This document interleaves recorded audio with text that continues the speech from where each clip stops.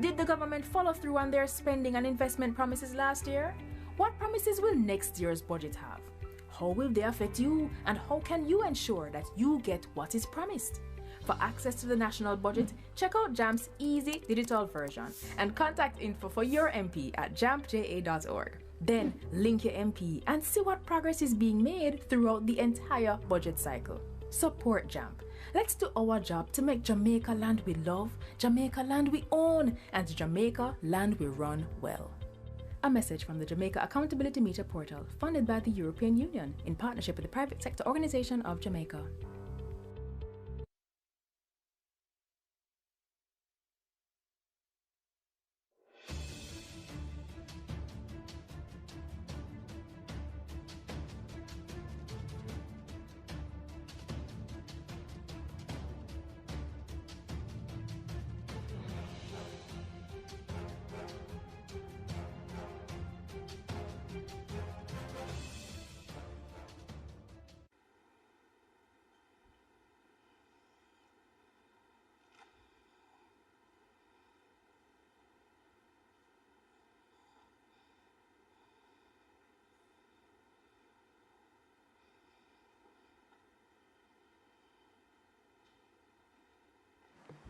You may be seated.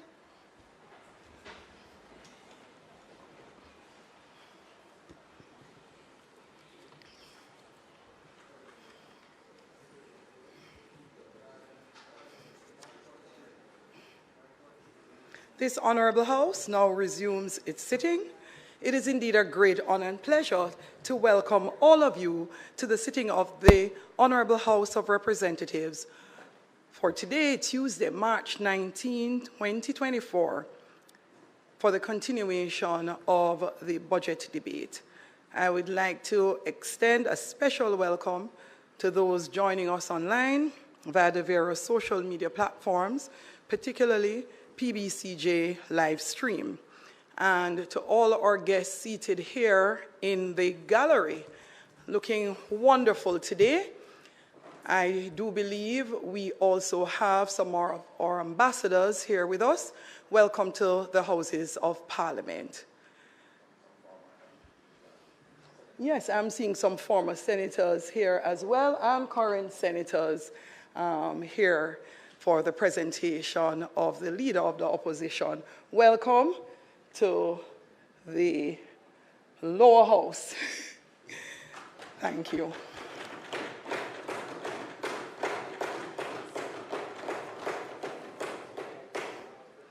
Call of the roll.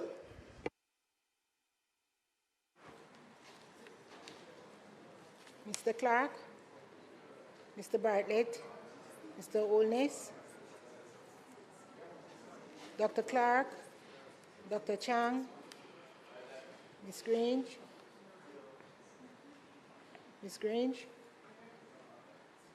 Mrs. Williams, Mrs. Malou Fort, Dr. Tufton, Mr. McKenzie, Mr. Chuck, Mr. Vaz, Mr. Charles, Mr. Green, Mr. Morgan, Dr. Clark,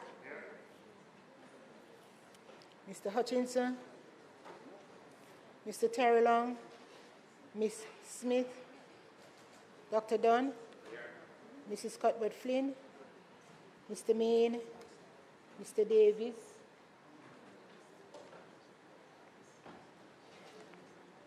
Mr. Main,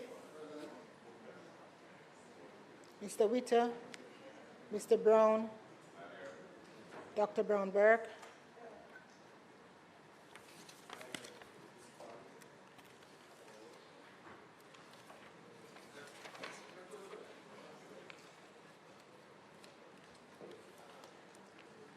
Dr. Charles, Mr. Chin, Mr. Cousins,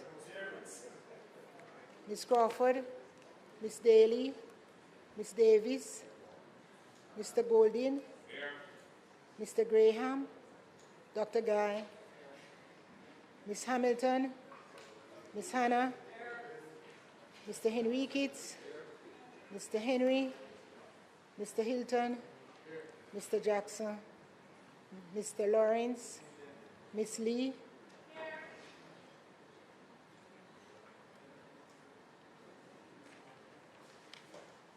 Mr. Miller. Mr. Miller. Dr. Tufton. Ms. Daly. Mr. Montague. Ms. Morrison. Mrs. Nita Garvey. Mr. Paulwell. Mr. Phillips. Dr. Phillips. Mr. Robertson. Mr. Robinson. Mr. Samuda. Mr. Shaw. Mr. Siblist. Mr. Slowly. Mrs. Vaz. Mr. Warmington. Dr. Wheatley. Mr. Williams. Mr. Wilson. Mr. Wright. Mr. Siblist. And Mr. Charles. Mr. Hutchinson.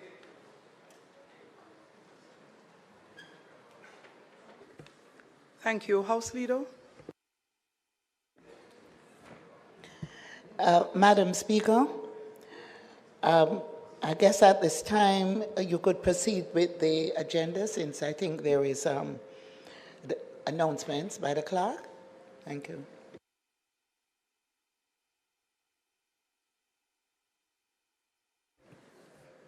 We indeed have a short agenda for today.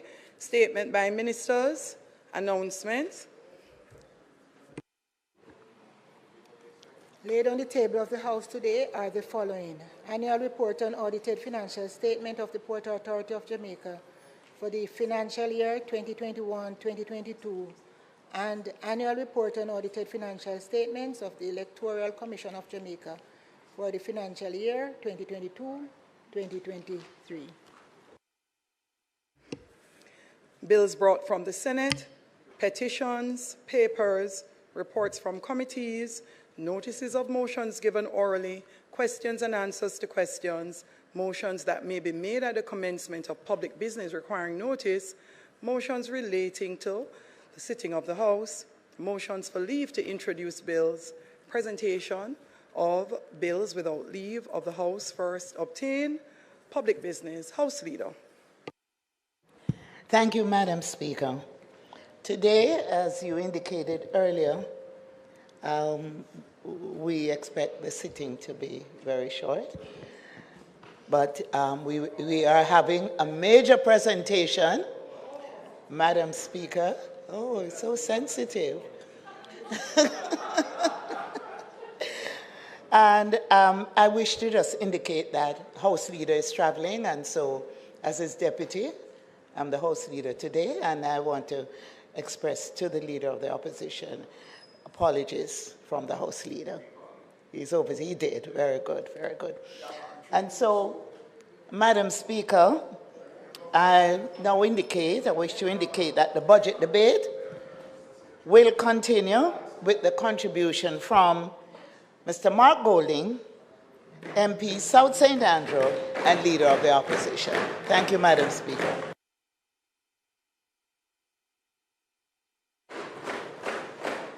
Parliament, let's make welcome to his feet the Leader of the Opposition.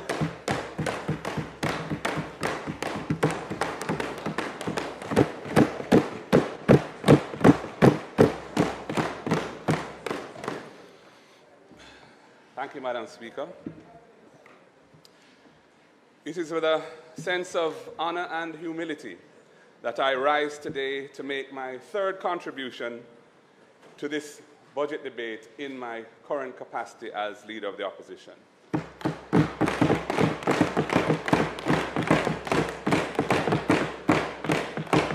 Returning to this House each year for the past 3 years as Leader of the Opposition solidifies my commitment to the people of Jamaica. I give thanks to Almighty God for all his blessings and for the strength, wisdom, and courage to continue to serve the people of Jamaica on the journey of national development. I invoke words from Psalm 46, verse 1. God is our refuge and strength, as I commit to stand up for and stand with the Jamaican people.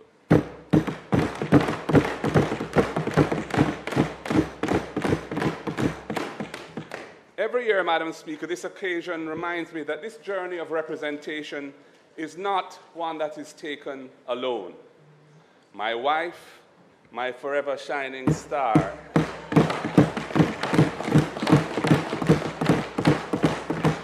Sandra, stands by my side and in my support, and I hail her today.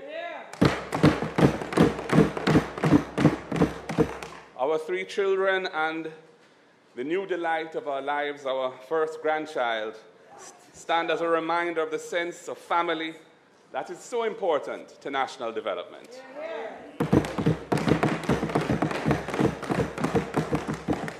This occasion also reaffirms the great privilege it is for me to represent the constituents of South St. Andrew.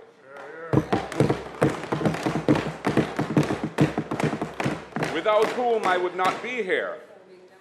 I thank them and I thank the members of our constituency executive, many of whom are here today, for the great work they do in service to the people of South St. Andrew.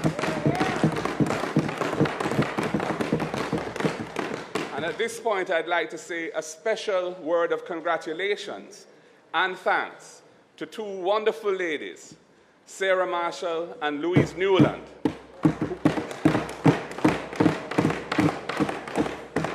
They have been the CDF officer and secretary for the constituency, and they provide amazing, dedicated support to the work of their Member of Parliament. On the 26th of February, 2024, they were both elected councillors for the Trenchtown at Admiral Town Division.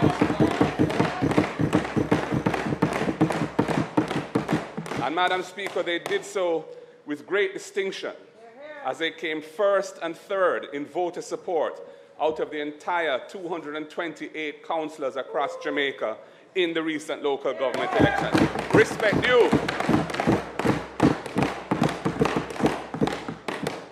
Once again, as party leader, I pay tribute to the team of patriots, my comrades in the People's National Party, who are dedicated to the defense of the interests of the people of Jamaica and building a better future for all our people. I wish to express my profound gratitude for your support.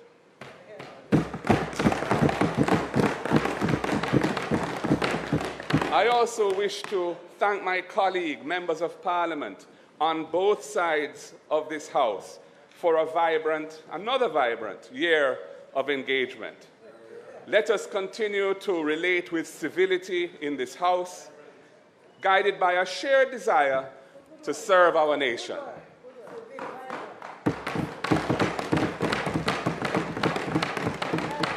I also wish to thank the clerk and her team of staff here in Gordon House who work steadfastly to support what we do in the nation's parliament.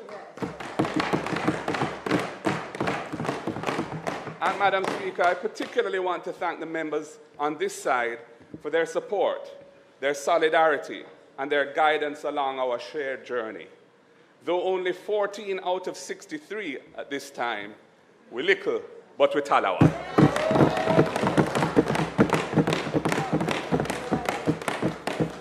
To our senators and other members of the shadow cabinet and their deputies and their juniors, I acknowledge and thank you for your service and contribution. I've put together an amazing team of young and experienced Jamaicans, representative across a range of demographics and professions, who are focused on the policies and programs that will improve the quality of life of the Jamaican people.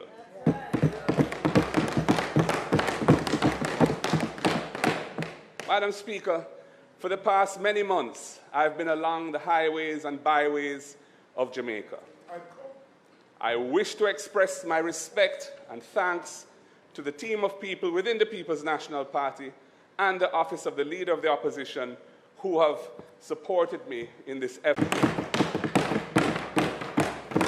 Jamaica has just completed local government elections, and I want to thank all the voters who came out and exercised their franchise in support of our democratic system of governance.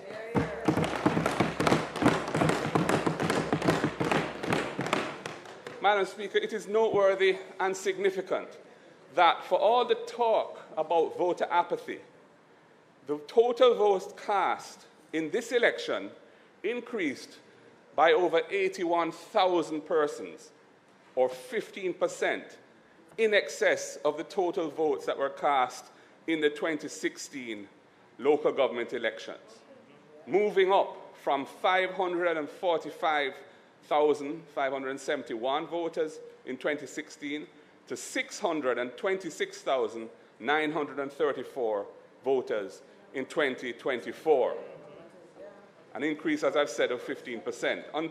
Indeed, until we comprehensively clean up the voters list by a long overdue re-verification exercise, we will continue to underrate and denigrate the vibrancy of our democracy with this prevailing narrative about voter participation. Madam Speaker, I want to congratulate all the mayors and all the other councillors island-wide on both sides of our political system who were successful in the recent elections. And I acknowledge those who were not elected for their courage and commitment in putting themselves forward.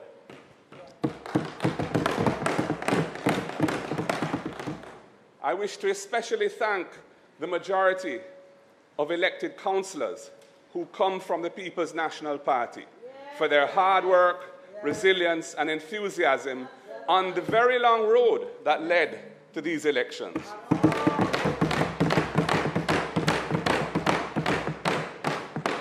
I also want to use this opportunity to assure them that their work has only just begun, and that what we are expecting is a high level of representation, accountability, and transparency in their conduct of the people's business. Similarly, the mayors in the 7 local authorities now under the jurisdiction of our party have their marching orders. We published a strong and forward-thinking manifesto, and I expect them to ensure that these commitments are kept, especially those that are possible of implementation prior to us assuming government, and to start the implementation right away. And we are happy to share our ideas with the other 7 mayors as we want to see good governance and even development in the local authorities right across the country. And finally, Madam Speaker, all the people of Jamaica who showed us that you are ready again to listen to what we have to offer, who demonstrated a growing belief that better must come, who came out and provided a popular majority in support of our party. We thank you for your expression of confidence in us, and we look forward to engaging you further in the year to come. We not only listened, but we have learned. I learned that we have a very aware and astute electorate who have come to see this government for what it is. Some are still cautious, but most are resolved. Who feels it, knows it. The people of Jamaica want change.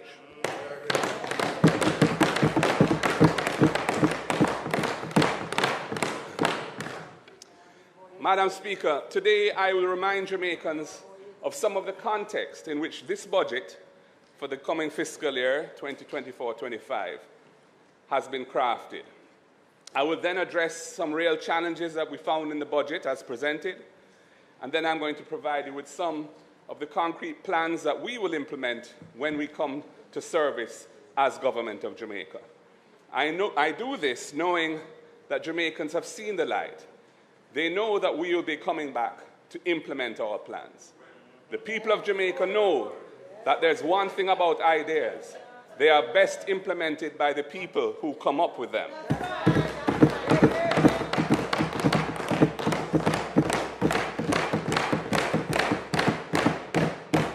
It is time for change, and that is where we are going.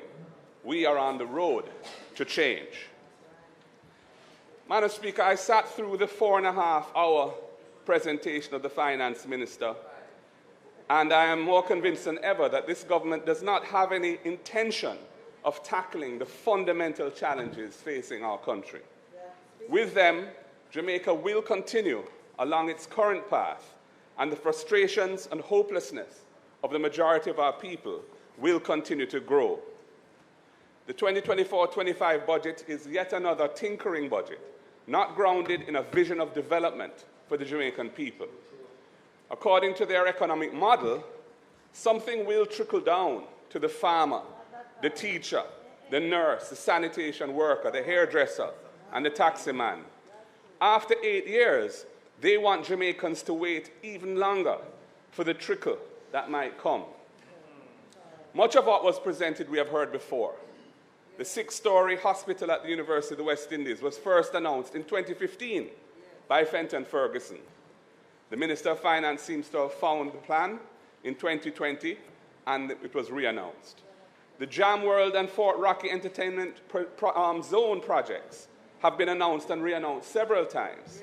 In fact, Fort Rocky was named Jamaica's first entertainment zone in October 2017. The customs duty changes on imports were announced on another stage last November. And new garbage trucks and buses were announced in 2020 to much fanfare and ribbon cutting.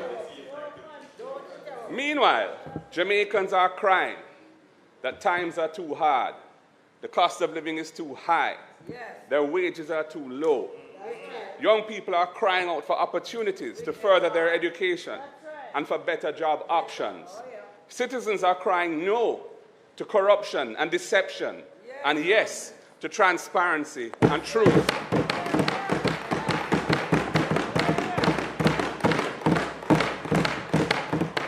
And in terms of broken promises and deception, who can forget the 5% growth in 4 years, an impeachment bill in the first 100 days after 2016, the fixed election dates that were never delivered, and Jamaica's greatest wish, sleeping with our windows and doors open.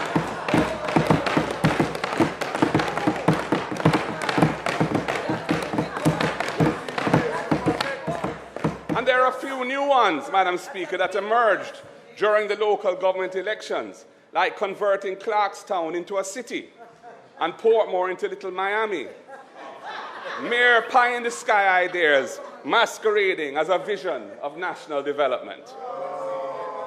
We live in a country, Madam Speaker, where there is increasing doubt in the impartiality of our institutions, increasing reports of fear of victimization by Jamaicans not aligned to the government, entrenched apathy with Jamaican nationals losing hope, who feel there's no recourse, no justice, and no point in participating in the political systems or exercising their franchise.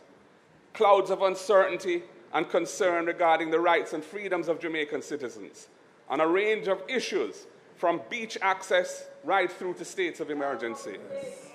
An absence of accountability for wrongdoers aligned to the government.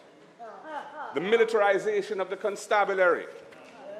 All of this is the manifestation of a tendency towards our autocratic rule that I've spoken about year after year, right here in this budget presentation.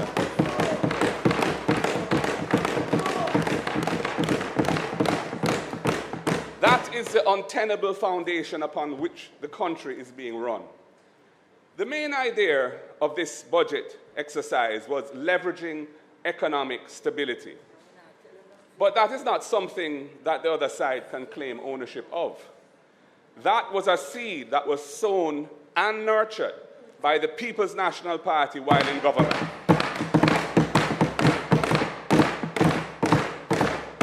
After the utter chaos brought about by the J.L.P. administration of 2007 to 2011. Let me remind you, since you keep bringing it up, during the 2007 to 2011 period, the J.L.P. government had abandoned the IMF program in a wanton act of fiscal irresponsibility, leaving Jamaica on the edge of a precipice and staring at disaster. When coming to office in 2012, Prime Minister Portia Simpson-Miller leveraged her many years of hard-earned political capital and laid it on the line.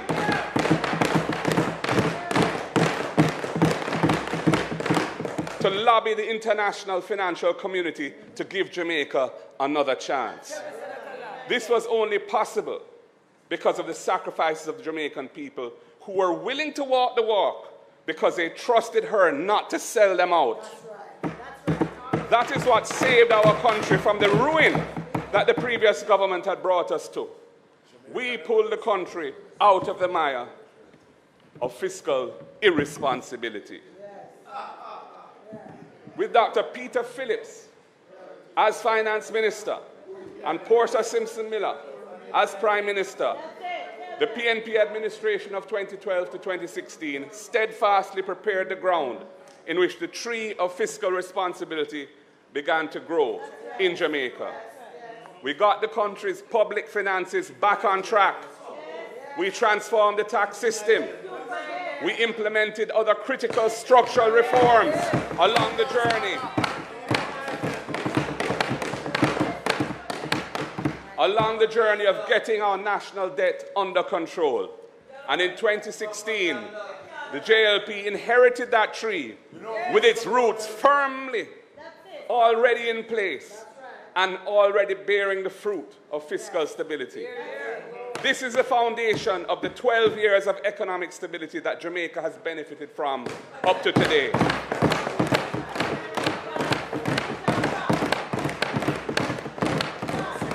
So, we taught you about fiscal responsibility on which the economic stability is built. In that period,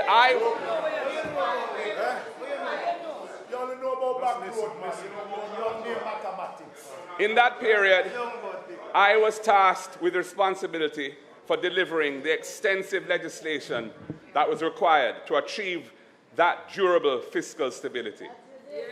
A modernized revenue system and the other basic building blocks of economic stability. Yes, the same tree of economic stability you are now shading under. We nurtured its early growth. We made sure there could be no turning back. We led the way on fiscal responsibility.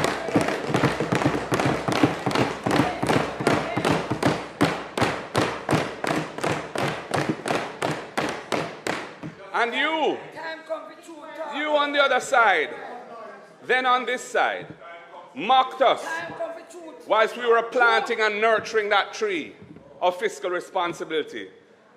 All you do is pass IMF tests, you said over and over. Do you forget? So don't lecture us on fiscal responsibility and economic stability. No Sankey, no sing so.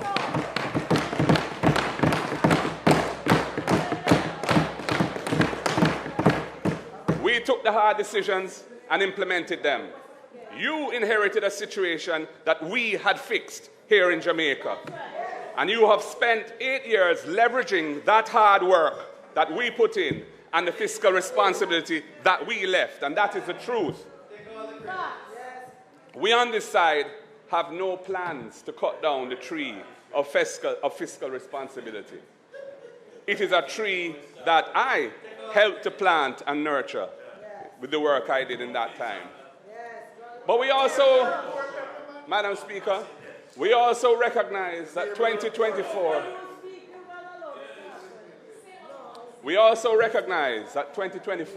is not 2012, and the challenges and priorities are now different.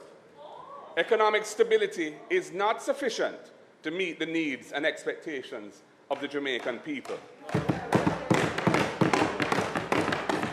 The people need Jamaica to shift gear to something much better than what is going on now. The people want to see real change. Jamaica now needs a government that can take the country on the road to change. You say you're leveraging stability for all the people, but I must ask you, which people? Workers who are reeling from the high prices that keep going up? Farmers who are struggling with so many challenges? Civil servants, teachers and doctors who feel disrespected? What are you saying and what people are feeling just don't match up? Who is really benefiting from the stability that you say you are leveraging? If you look at the 24-25 budget, the picture becomes more clear.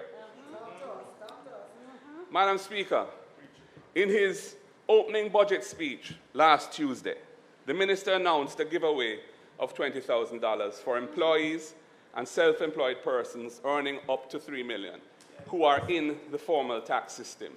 And he gave it the fancy name, reverse tax credit. He said that the objective is to incentivize on-time filing and paying statutory deductions.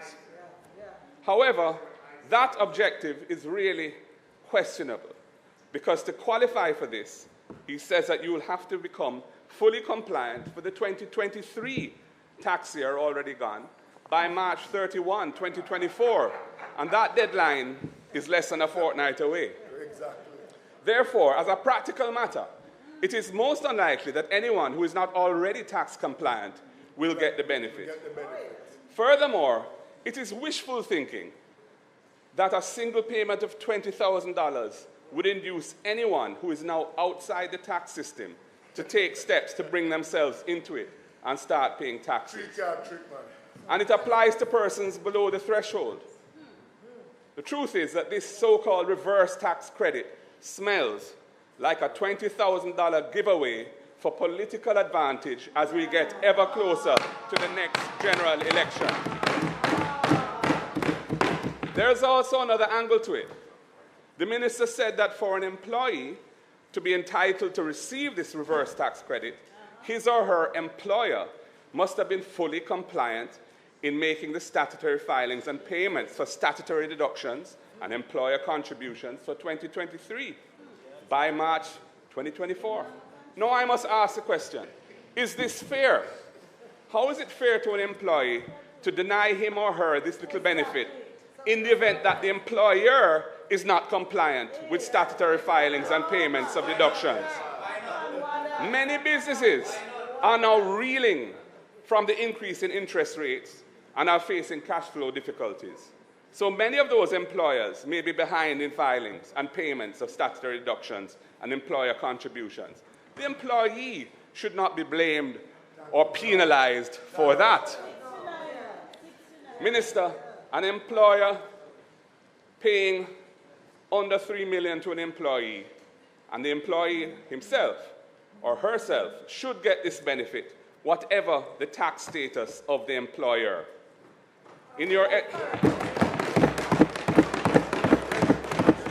If you are on the system, you should get the benefit. In your estimate of $11.4 billion for this relief this year, you've assumed that 570,000 persons will be able to access it. So don't deny anyone the benefit on the grounds that their employer is delinquent. To do that would be simply unfair. Jamaica needs thoughtful governance. Absolutely. And that is why we are on the road to change.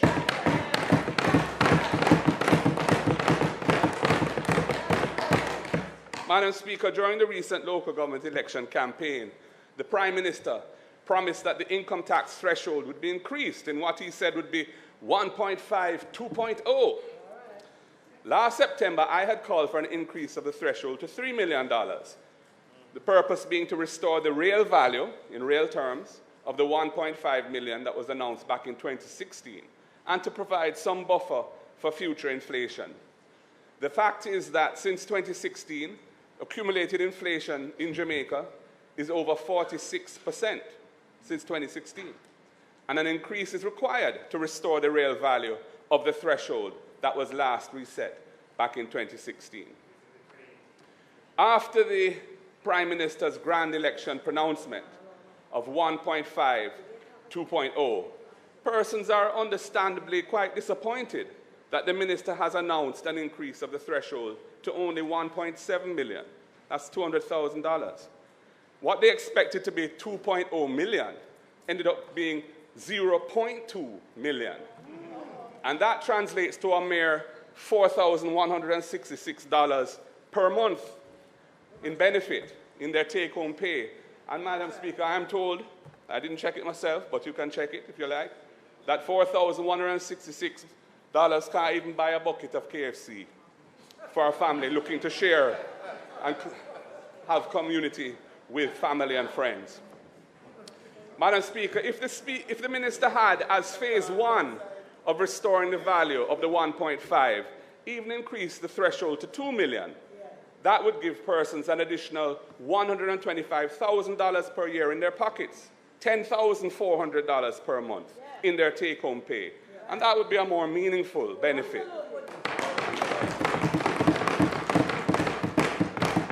And, Madam Speaker, it could have been paid for by using the $11.4 billion that has been allocated to the one-time reverse tax credit. In getting to $3 million, as tax inflows continue to grow, the threshold can be adjusted again in the future, in phase 2, and maybe even phase 3, depending how long it takes. So, Madam Speaker, Jamaica needs caring governance, and that is why we are on the road to change.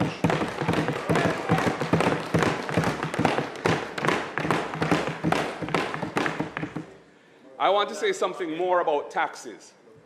The minister likes to make a song and dance about no new taxes imposed since the last go-round of $30 billion in new taxes, which was imposed in the first 2 years of the J.P. government elected in 2016 to pay for the 1.5. Then, the promise had been at the time that it would pay for itself, but that wasn't so. They had to impose $30+ billion of taxes to pay for it.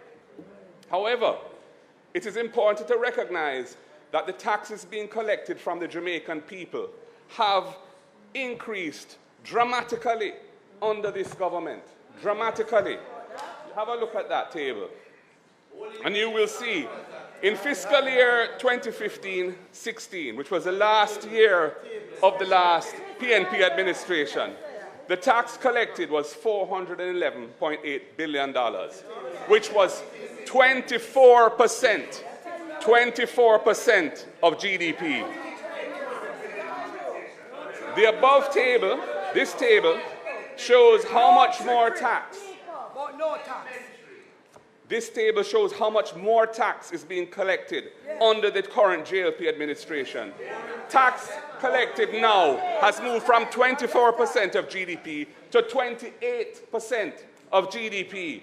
A much bigger carving of the national pie is now being paid by the Jamaican people in tax under the J.P. Jamaicans are taxed much more under this J.P. government. That's just a fact. And if you look over the 4 years, the 4 fiscal years, 21-22 through 24-25, Madam Speaker, and I want you to listen to this, tax collections have increased by $409 billion. That's the increase in taxes over 4 years. 419 billion of additional taxes have been collected from the Jamaican people over the last 4 years. The member's time for speaking has expired.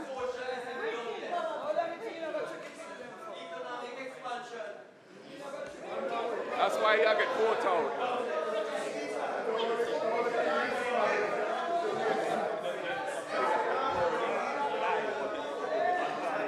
Madam Speaker.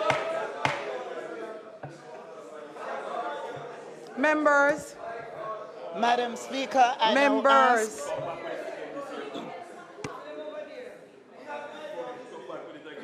Madam Speaker, I now ask that the standing orders be suspended to enable the member to continue his speech to its conclusion. Question is that the member be allowed to continue his speech to conclusion. Those in favor? Those against? The ayes have it.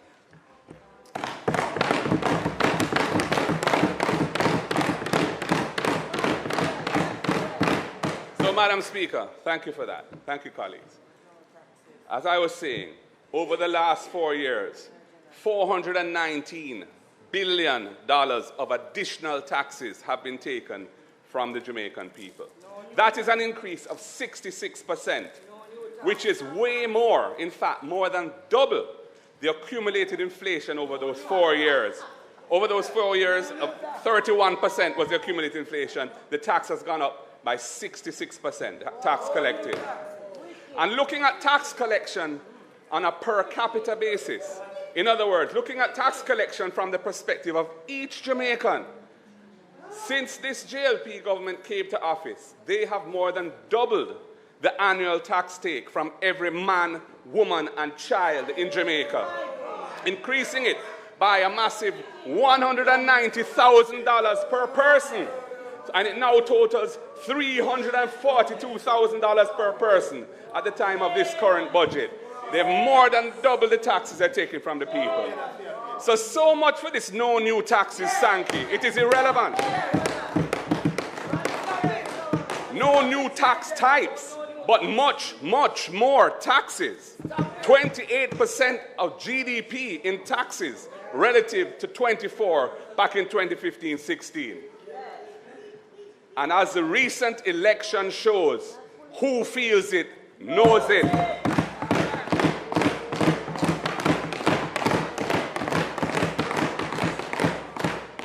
Madam Speaker, Jamaica really needs honest governance. And that is why we are on the road to change. Madam Speaker, the minister says he's going to take away the protection that our farmers have enjoyed by removing GCT from the importation of raw produce. He says that Jamaica is on the cusp of being blacklisted by the World Trade Organization, the WTO, if we continue to protect our farmers. Well, based on our research, the WTO does not blacklist or unilaterally punish member states for non-compliance. Instead, an aggrieved member state must first enter into consultations with a non-compliant member state to seek changes on the particular measure that they are complaining of, or to win concessions before requesting the establishment of a panel to settle the dispute. The panel will thereafter issue a report, which can subsequently be appealed before the WTO's appellate body. The minister really therefore needs to state whose bidding he's doing by removing this GCT that was in place to protect our farmers. In recent years, the tensions in US-China relations, the Russia-EU sanctions resulting from the war in Ukraine, and so on, have adversely affected the workings of the WTO. For some time now, the WTO has not had a functioning dispute settlement mechanism since the US decided not to appoint members to the appellate body. And furthermore, the recently concluded MC13 meeting of trade ministers in Abu Dhabi, a number of critical issues were left unresolved. Reforms in the dispute settlement mechanism and so on, including subsidies in agriculture and fisheries by developed nations, and other long outstanding issues for the benefit of small and vulnerable economies like Jamaica. In this context, we must question why the minister finds it necessary to proceed down this path instead of entering into negotiations with whichever party is agreed, we don't know who it is, as provided for under the WTO rules. The minister was also vague on the scope of this announced measure. What exactly are the imported raw food items for which GCT will be removed? I note that under the GCT Act, 3rd Schedule, Part 1, Paragraph 6, the category of raw foodstuff is extremely wide and specifically includes fresh fruit, vegetables, ground provisions, legumes, onions, garlic, meat, which is a very wide category, poultry, and fish. The removal of this protection leaves our farmers very exposed to unfair competition from importers who have little risk. We know that the rich countries of the world, North America and Europe, provide massive subsidies to their agricultural sectors, distorting fair competition and giving food imports from those countries an advantage over our producers here in Jamaica. Over the past 15 years, food imports into Jamaica have seen a steady increase, reaching over $1.4 billion in 2022, according to Statin. In contrast, our agricultural exports lagged far behind at a mere $273 million in that year. And this is a trend, and it underscores the vulnerability of local food production. Local farmers already contend with high overhead costs, including GCT and various inputs that they use, farm supplies, which producers in other countries do not face. Jamaican farmers have other disadvantages, including their small scale, relatively speaking, reliance on rainfall rather than irrigation systems for many farmers, and limited access to mechanization and financial resources.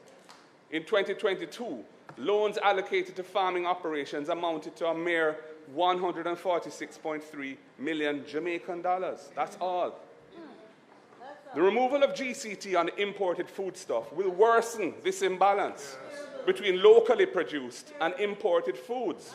It is likely to adversely impact the sector and the livelihood of farmers, while undermining rural communities, who are the breadbasket of our country.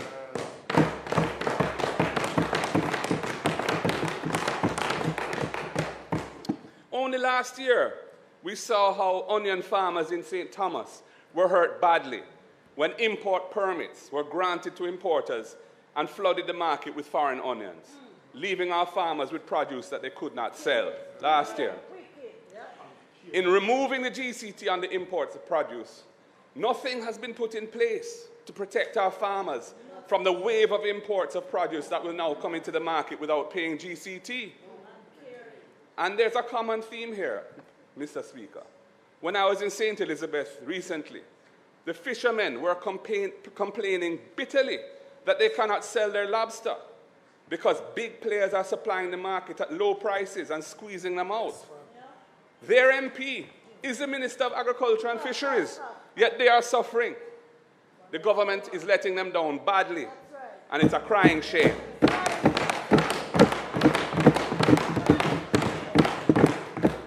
Mr. Speaker, there's also the critical necessity for transparency in the allocation of these permits for imported foodstuff to ensure that there's proper consideration for local production capacity and to eliminate the possibility for nepotism, cronyism, and other forms of corruption. And we all hear who the major importers are. Jamaica Agricultural Society, the JAS, was apparently not consulted before this measure was announced by the minister, which in itself is an egregious example of arrogant and uncaring governance. We have to ask who benefits from this. Certainly not the farmers. So who?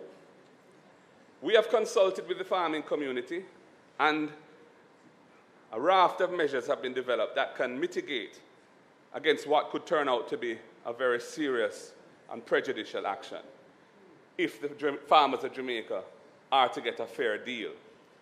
The ideas have been proposed: simultaneously remove GCT from farm input supplies, including essential planting materials like seeds and farm tools and equipment to incentivize local producers and strengthen their sustainability. We could remove GCT from local food products, such as table eggs, to make them affordable and stimulate demand and push local production.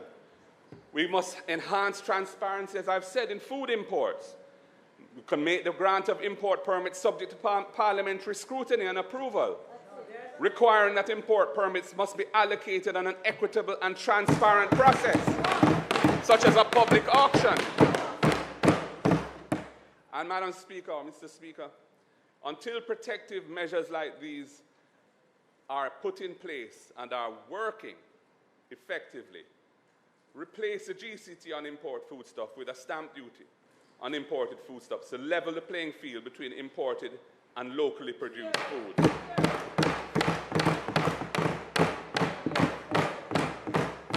And we need to discourage over-reliance on food imports.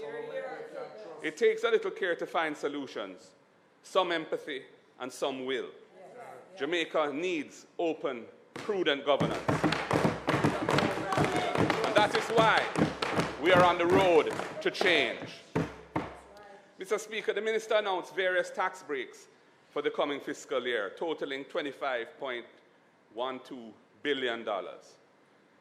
Many, no doubt, expect that these tax breaks will be an annual cost to the budget going forward. However, the minister has not provided the country with any clear and sustainable plan to finance these tax breaks in future years. To the contrary, we were told by him last Tuesday that this $25.12 billion, the annual cost of these measures, is to be entirely paid for in the coming fiscal year by a one-off securitization of some receivables. He has not said what those receivables are. And when I asked him about this after his speech, his response to me was, the information is market sensitive. Mr. Speaker, this is totally unacceptable. The country must be told exactly how these tax breaks are to be financed in the coming fiscal year and thereafter. The public may well be asking, what is a securitization of receivables? Simply put, it is a transaction where the government raises money now by selling sources of revenue that will be earned in the future. This means that a future government will not have access to those sources of revenue because they will have been sold now. And this government will have sold them off to fund its budget this year, leaving the cupboard dry. So who is benefiting from this? We want to know. Minister, the current March 15th deadline for filing income taxes and other returns is pretty rough on everyone who has to file their taxes. Getting the past year's accounts audited and then preparing the tax returns all by the 15th March is really too much of a crunch. An April deadline would ease pressure significantly, and it's time for change.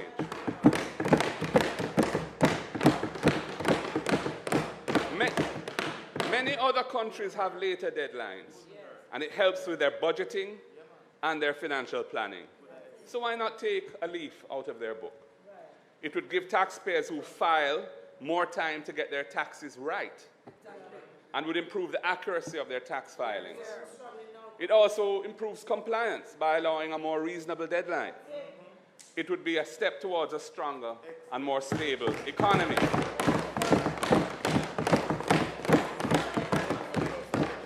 Mr. Speaker, the minister was on board with this idea back in 2022, but we're now in 2024-25, and he has become very silent about it since then. I think it's high time that we see some action on this, Minister, and I hope that you will see your way to doing it. Mr. Speaker, on several occasions, including in my budget presentations in 2021, in 2022, and in 2023, I called for the total removal of the requirement for guarantors to access a student loan. The data I had seen when I was chairman of the Public Accounts Committee showed that the collection from these guarantors was minimal in the scheme of things, and there was evidence to show that the requirement to provide guarantors made student loans inaccessible to many students, in particular students from low-income families. That is why I repeatedly called for the requirement of guarantors to be abolished overall. I'm therefore happy that the minister has finally heeded that call and removed the requirement of guarantors of student loans for everyone. Mr. Speaker, it is yet another example of how good things happen when this government listens to the opposition. And indeed, it shows how much better things will be when the opposition becomes the government.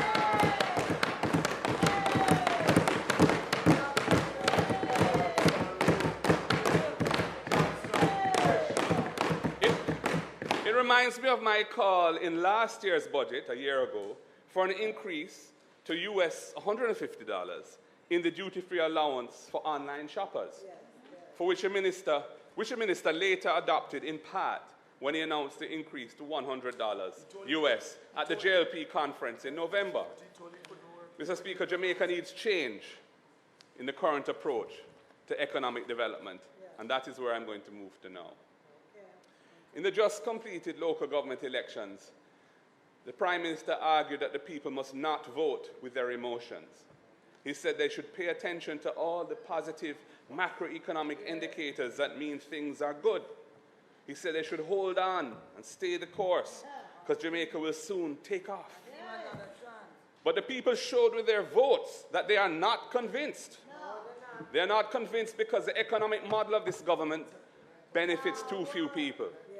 Indeed, the people cried out with their ballots that a better way exists and that better must come.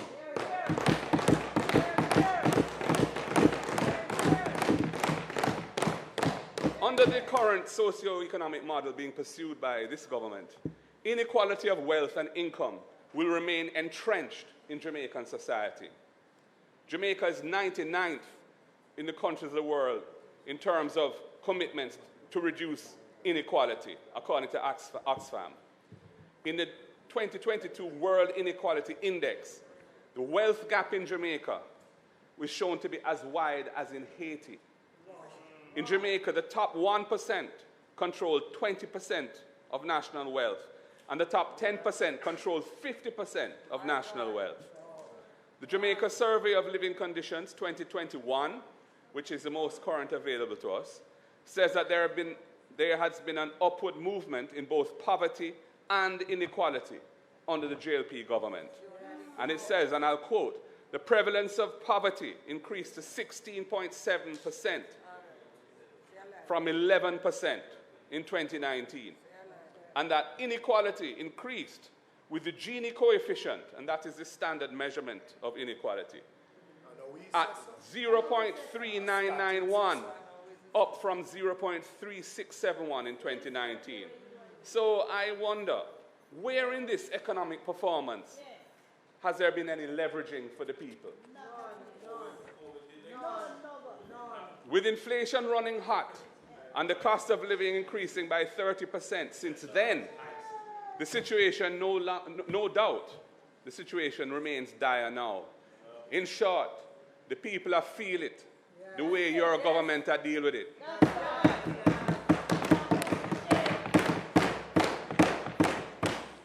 The minister announced that GDP per capita in Jamaica is now $7,000 US. He didn't mention that GDP per capita data doesn't show inequality. He didn't mention that poverty is 4 times the rate of unemployment in Jamaica. He didn't mention that Trinidad and Tobago, Barbados, and Guyana are all at around $20,000 US per capita compared to Jamaica's $7,000.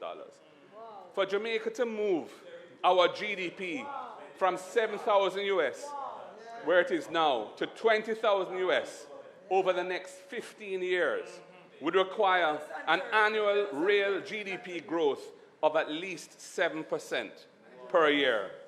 I'm going to repeat that. For Jamaica to get our national GDP per capita from 7,000 US, where it is now, to 20,000, which is where Trinidad, Barbados, and Guyana are, over 15 years, it's going to require an annual real GDP growth rate of at least 7% per annum. Until we start to put things in place to achieve that level of inclusive, sustainable growth, the talk of prosperity is a deception and an illusion.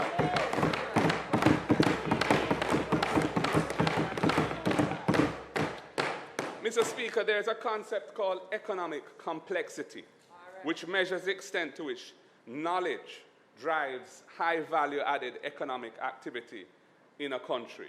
It's a strong indicator of a country's capacity to achieve higher levels of economic growth.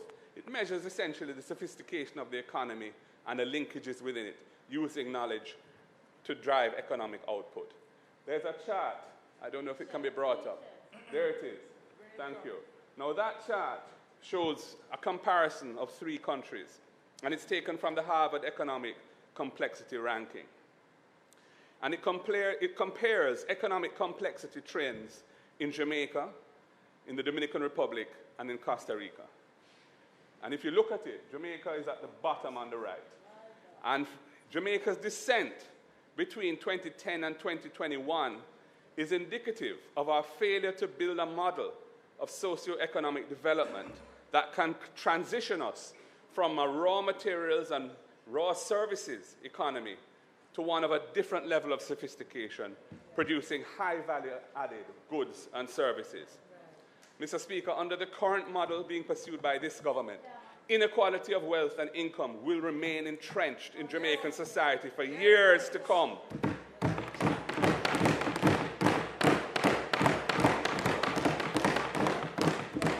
We must transition Jamaica from a low-wage, low-tech, low-growth economy to one that achieves high levels of inclusive, sustainable growth that can meet the needs and aspirations of our people.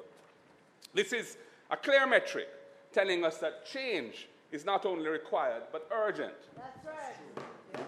We on this side are not deceived. We are on the ground where the people are feeling the pressure. Even though this government likes to tell the people to take responsibility for their actions, it is not very good at taking its own advice. Though the world has moved on, they are still stuck in this trickle-down neoliberal economics, where support is given at the top of the economy and people must wait for prosperity to trickle down to them.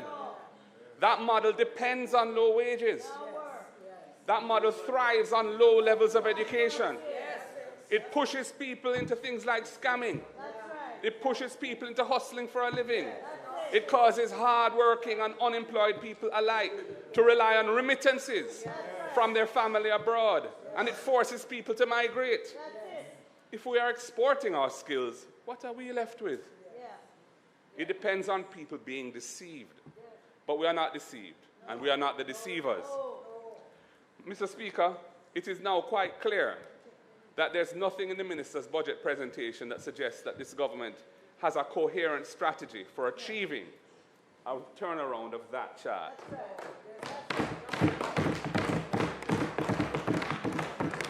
As I have said, wild campaign promises like converting Clarkstown into a city are mere pie-in-the-sky ideas masquerading as a vision of national development.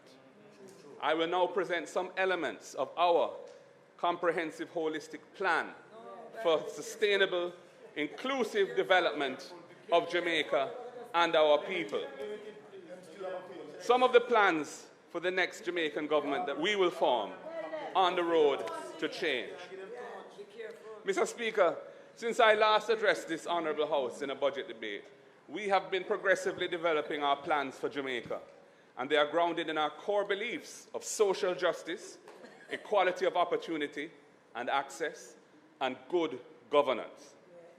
Last year, in my contribution to this debate, I spoke about some of the prevailing challenges that were at the forefront of the minds of the Jamaican people: constitutional reform and the need for government with integrity were areas that I emphasized.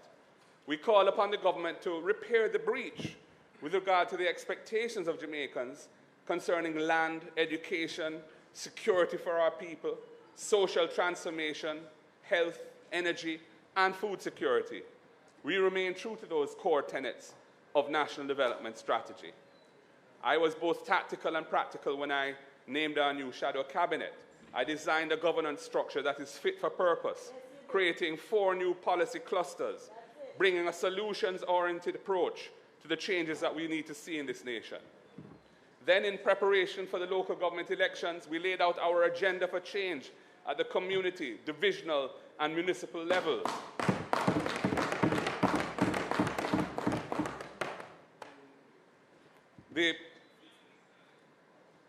The people of Jamaica responded positively to change and the change agenda on the 26th of February.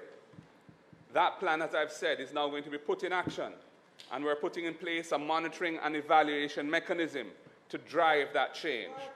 Right, Natalie? That's right.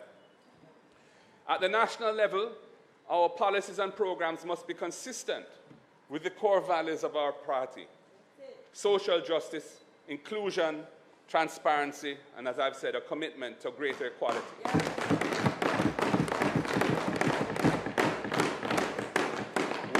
We have crafted a raft of practical measures and a national change approach, and it emphasizes communication, care and culturally sensitive implementation, honesty and openness, accessibility and inclusiveness, new policy approaches, good governance, and engaging and empowering all our people. Change.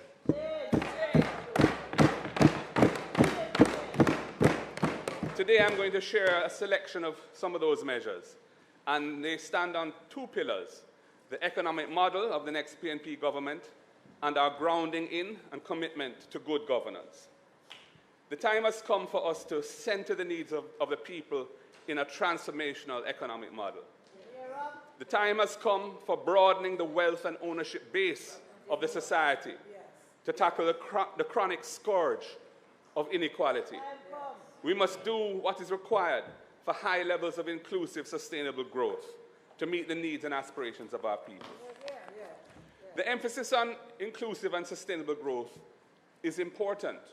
The fruits of economic expansion must be equitably shared across the society. And the investments must be compatible with our natural assets to preserve our environment for the benefit of future generations.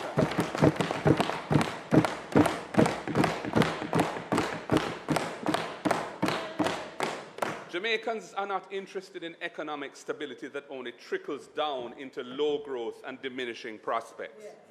They want to be able to afford an education, get a decent job, or build a thriving business, and own a home. And that's why we must transition Jamaica from a low-wage, low-tech, low-growth economy.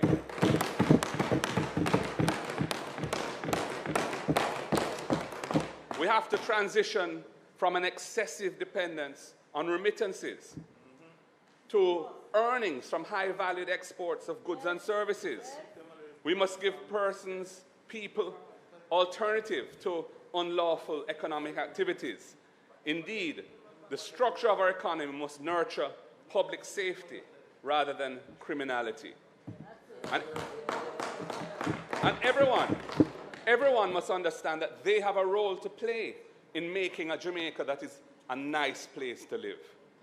This means people must pay their fair share of taxes, and the government must be accountable to the people because it is spending the people's money.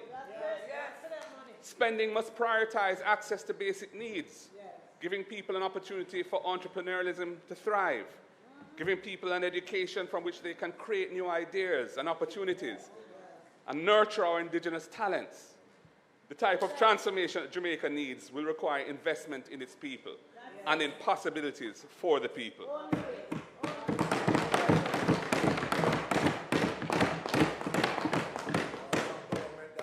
Mr. Speaker, the major impediments to Jamaica achieving high levels of inclusive, sustainable growth include a failing education system and a training system that is not fit for purpose, which contributes, both of those, to Jamaica's low national productivity.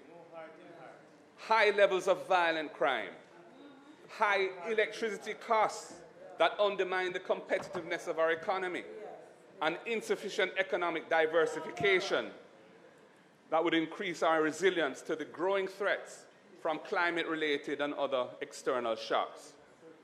Mr. Speaker, none of these challenges can be successfully tackled if we do not address the prevailing failures of governance in the country.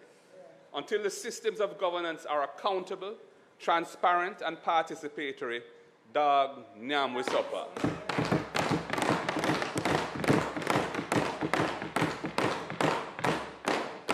Mr. Speaker, I believe that all of us as Jamaicans are responsible for creating the Jamaica we want to see and establishing a liberty of the Jamaicans we want to be.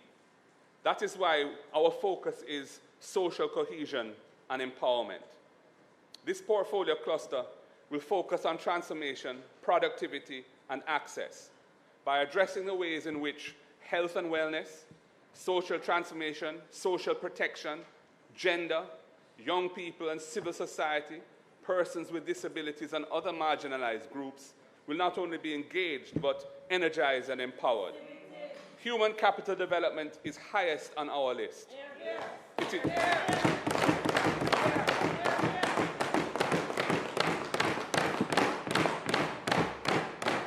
It is what we mean when we say we put the people first.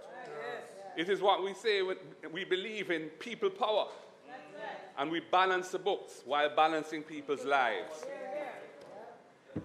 Mr. Speaker, the next PNP government is committed to implementing measures to ensure that Jamaica's human capital has the capacities and skills to participate competitively in a high value-added economic environment, which can support the required investments that build that environment and deliver high levels of inclusive, sustainable growth.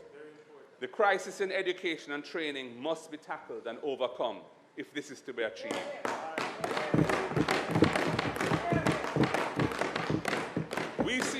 We see education in a holistic way.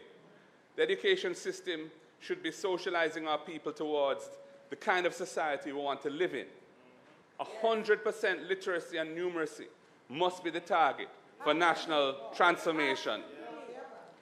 And there is food insecurity in Jamaica, so we cannot avoid dealing with children's nutrition. The system must invest in teachers, as well as infrastructure and technology, and in supporting services for parenting. We feel no shame about the fact that the majority of our students speak Jamaican, the Jamaican language first, and we think it should be central to how they learn to speak English and other subjects. As Professor Don Robotham recently put it, we must meet our children where they are and teach English as a foreign language it is to many of them. Though we must prioritize the early childhood and primary school system to raise standards there, especially in basic literacy and numeracy, we also believe in tertiary education. And we also believe that education must be lifelong to address gaps and reskilling at the adult levels. In the areas of education and training, these are some of our proposals. We will make investments in teacher training and in teacher compensation, in infrastructure and technology, and in support services for parenting. We will expand and improve the school feeding program to ensure adequate and proper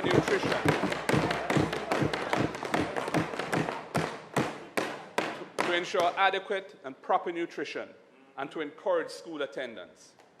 We will prioritize the early childhood and primary school system to raise standards, eliminate the major existing literacy and numeracy deficits, because our goal is for Jamaica to have the best early childhood and primary school system in the hemisphere. We will put emphasis on STEAM education across the education system. We are not just going to focus on a few institutions when the system as a whole is deficient in STEAM education. And we will provide one full scholarship for the first child per family for a university degree.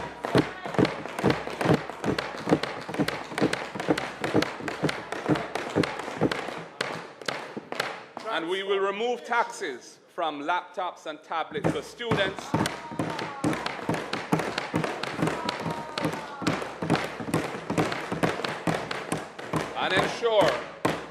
and ensure that every teacher has a laptop.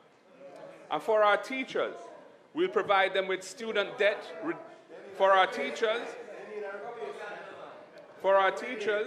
We will provide them with student debt reductions and motor vehicle concessions, which increase with their years of service in the system.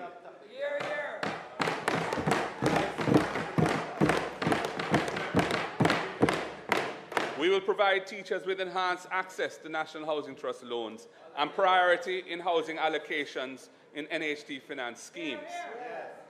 We'll provide teachers with a package deal to be negotiated by government for free internet access as a tool of trade.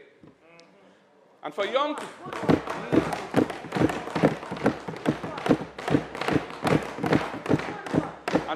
people, we will incentivize our youth to invest in their education by capping their monthly student loan payments at a reasonable percentage of their actual income.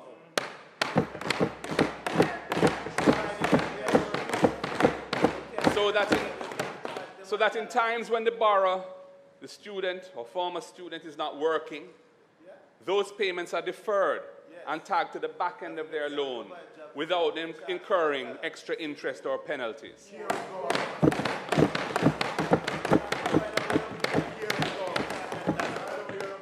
We will reinvigorate and repurpose HEART to be a major player in a wider project to prepare our workforce for the current and emerging employment opportunities of the 21st century, including by building training partnerships with the private sector.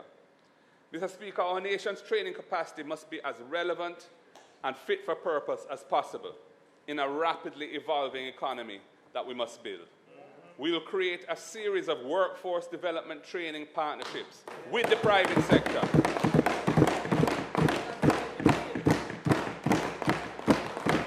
And the objective is to develop a competitively market-driven approach to training our workforce. This market-driven approach leverages the training capacity of all of the public sector and private tertiary education and training institutions.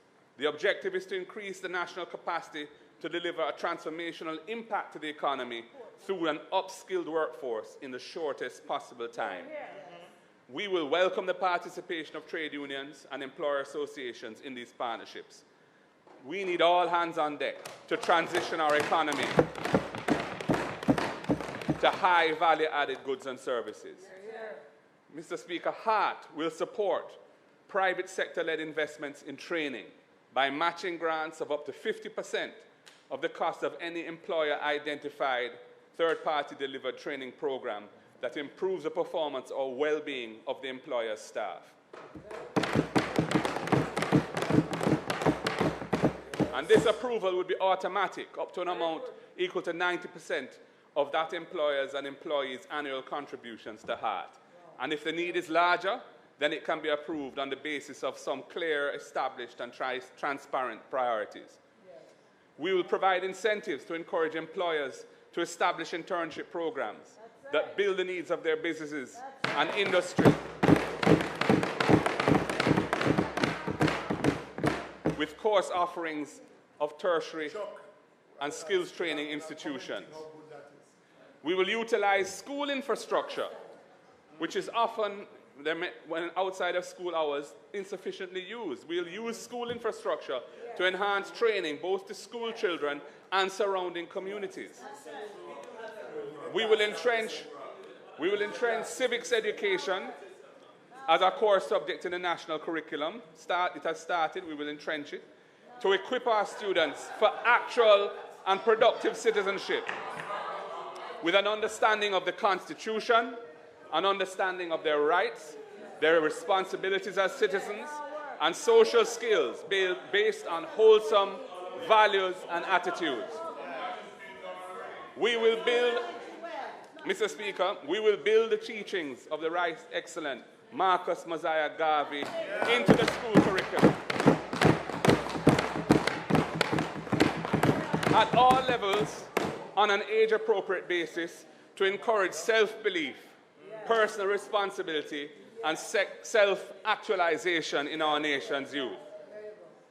We will establish a National Research and Development Council, bringing all relevant institutions together from within the state, academia, the private sector, trade unions, to develop and monitor and evaluate a national R&D strategy.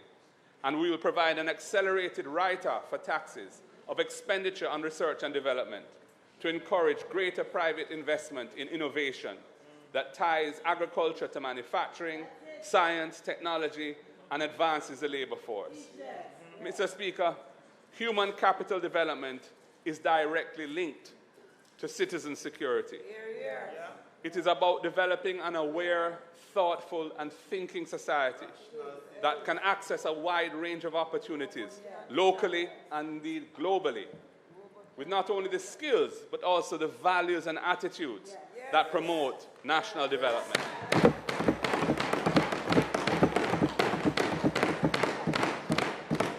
Mr. Speaker, the very high levels of violent crime in our country continue to demoralize our nation. It discourages investment. It increases the public cost of medical care, and it reduces our capacity to achieve high levels of inclusive, sustainable economic growth. I have emphasized that we see education and training as a means to reduce the levels of violence and crime in our society. And I'm making the broader point that to make Jamaica a safe country in which to live, work, raise families, and do business, a different approach must be taken to national security,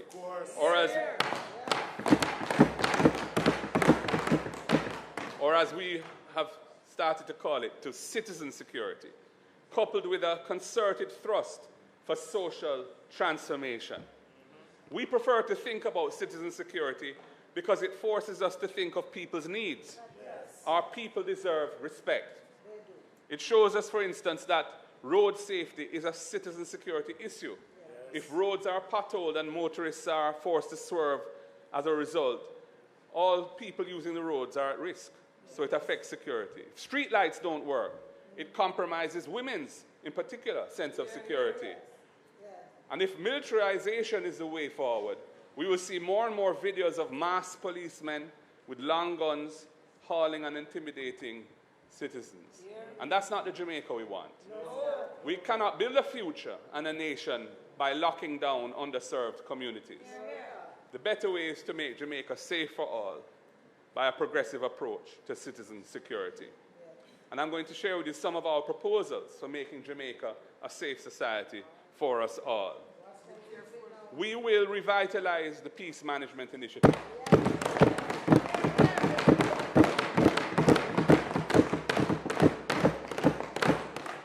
Through the Peace Management Initiative, we want to build a network in all of the violence-prone communities across the country, rolling out restorative justice, mediation, and other conflict resolution techniques at the community level.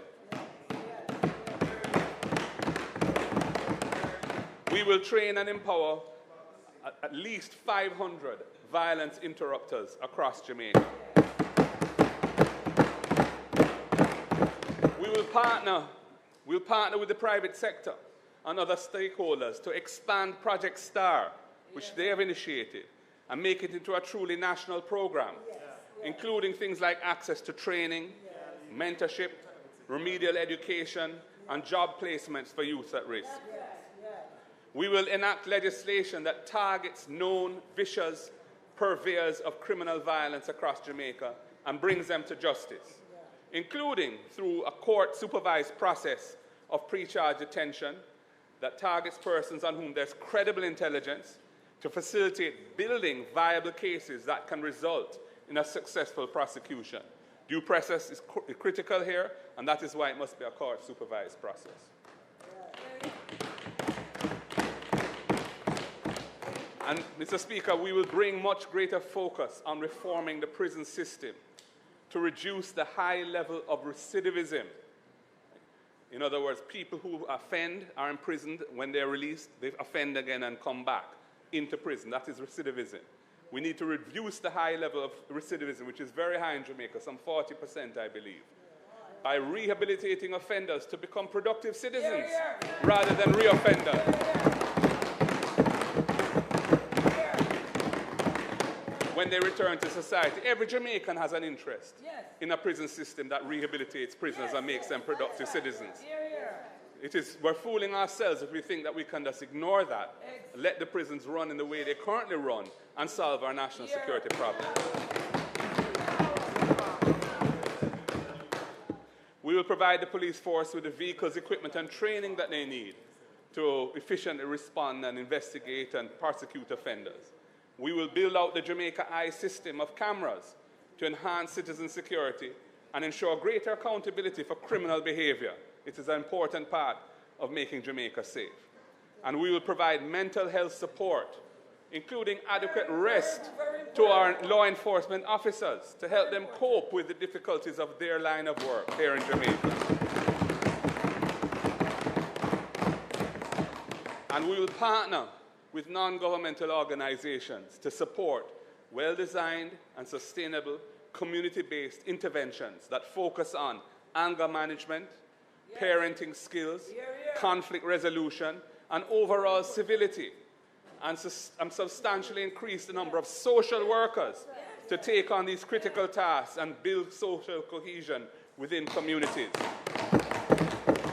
This is a balanced approach to dealing with citizen security, and it is essential. Without it, we are not going to get the results that we need. Mr. Speaker, we recognize that crime and other socially negative behaviors in Jamaica emerge from the imbalanced structure of our society. This is why we prioritize social justice and workers' rights as an essential part of the role of government. As a society with a history of oppression of our people, we must be ever mindful of the need to build healthy employment relations. That includes how government treats the civil service, Government must set the example for how all other employers treat workers. And at a most basic level, we will approach all negotiations with the public sector workers with respect, openness, and a spirit of partnership. The government has been boasting about low unemployment, but many of these jobs are below the International Labour Organization standards for decent work. Many young people are frustrated and are no longer looking for a job. Low unemployment exists alongside high underemployment, with hundreds of thousands of Jamaicans of working age staying outside the workforce, unwilling to work for wages that cannot sustain them with a decent quality of life. We see workers across the economy working for years under fixed-term contracts, and the government will not address this structural inequity affecting the labour market. We have a labour market reform report which focuses on productivity improvements, and it has been left in file 13. We need to advance from a minimum wage system to a livable wage system.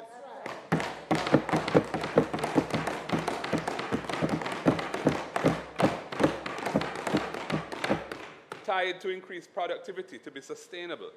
The next PNP government will introduce structural reforms that balance the interests of workers and employers to bring about productivity, equity, and decent work. Our government will seek to ensure that the workers of Jamaica are respected and their rights are protected. And I'm going to share some of our proposals with you. As I've said, we will approach all negotiations with the public sector workers and their representatives with respect, openness, and a spirit of partnership. We will enact comprehensive legislation to eliminate abusive contractual arrangements which circumvent employment rights right across the economy. The government is going through a slow and incremental process of eliminating this practice from the public sector. And it was thrust on the government by the ruling of the court, which affected security guards. But that is incrementalism and is not enough. Many, many workers outside of the government service, the public sector, are affected by this problem. We will ensure equal treatment of all workers, regardless of the legal form of their contracts.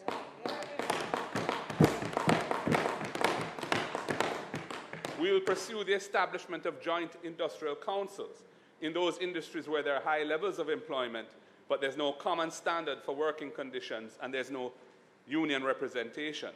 The security guard industry, the tourism industry, the global services BPO, those industries are cases in point where a joint industrial council would really move things forward. We'll review the incentives legislation for employee share ownership plans to make it user-friendly and easy to comply with and administer, followed by a promotional exercise to encourage Jamaican firms to establish employee share ownership plans which align employer and employee interests and create wealth for their workers at all levels, from the bearer right up to the CEO. And I've had personal experience that the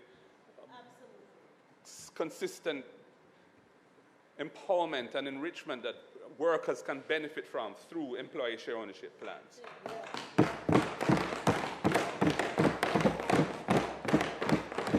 We will establish a commission to examine the dire situation now faced by communities in the former sugar areas, and to develop a comprehensive plan for the economic revitalization of those areas. And we've seen in the sugar belts across the country where sugar has atrophied with nothing to replace it, and what has in fact replaced it is scamming on other activities and high levels of violent crime. We need to do something about that. And we will put in place proper and dignified relocation arrangements for the families of former sugar workers. We have seen too many cases where they're not being treated fairly, in Innswood and so on, where they're being moved off the land without any proper arrangements being made to house them. These priority areas will be built out using social transformation and social protection interventions, techniques, and measures linked into health and wellness strategies. They will be informed by gender considerations and directly address the needs of persons with disabilities, with inclusion being a guiding principle. Social cohesion and empowerment drive sustainable economic development. Productivity.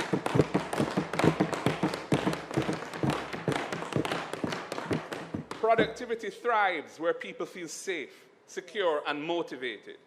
Productivity, in turn, drives diversification and growth, building our existing productive sectors and enabling new ones to emerge in an inclusive and sustainable growth path for Jamaica.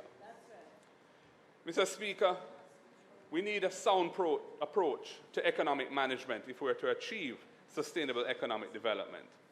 It requires continuing along the fiscal responsibility path that we have established jointly over the years, and it has to be maintained by bipartisan support. And we are committed to ensuring that the gains that Jamaica has made in stabilizing its public finances are permanently kept for future generations. I spoke to this earlier, and our shadow spokesman of finance dealt with it extensively in his budget presentation last Thursday. Sustainable economic development will require transitioning Jamaica, as I've said, to one where high-value goods and services are delivered to domestic and export markets. And I want to share some practical steps that can be taken in that direction, beginning with food security. Mr. Speaker, the government is not serious about agriculture and food security, and it is reflected in the estimates of expenditure that were tabled. Critical areas are being neglected. Farm roads expenditure has been reduced. Extension services, which provide guidance to farmers, is flat. Technical support is being decreased. And most importantly, research and development only gets a 2.7% increase, which is way below inflation. The allocation for irrigation, which supports the National Irrigation Commission, is also flat, while Essex Valley and Southern Plains projects are coming to an end, having undergone numerous extensions. Examples of areas for growth in agriculture include supporting research and activities like extracting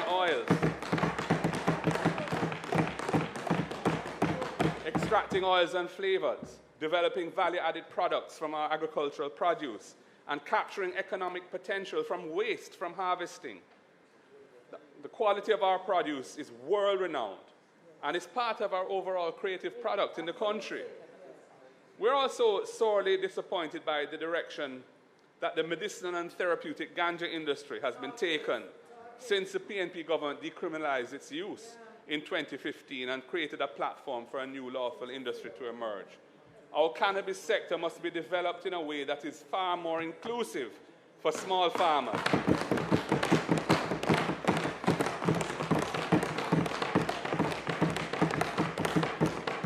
Who now find themselves marginalized and excluded. That was never the philosophy when we did this, and I'm very disappointed by the way it's played out. We're going to have to give it some special attention when we form government.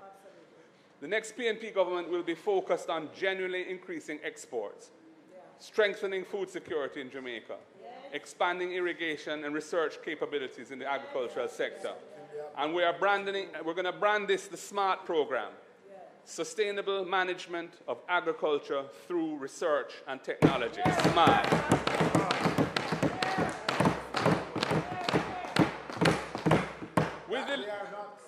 With the limited land space available in Jamaica and a growing population that we need to feed, we must find the right synergies between increased food production and sustaining the natural environment. Our housing programs will not compromise the most fertile and irrigated lands, as this government has done at Bernard Lodge. There are some proposals under the SMART program that I want to mention. We will manage the sector through increased training of our youth, with a focus on agricultural training institutions such as 4-H clubs and the extension services offered through RADA. We will increase the productivity of our farmers through introduction of improved climate-smart farming systems and technology to drive farming operations. We will expand and repair the farm road network to enable our farmers to access their farms and transport their produce to market. We will engage our major private sector players in the poultry and agricultural processing and milk and livestock production to create the enabling environment that they require so they can expand their already significant contribution to the economy.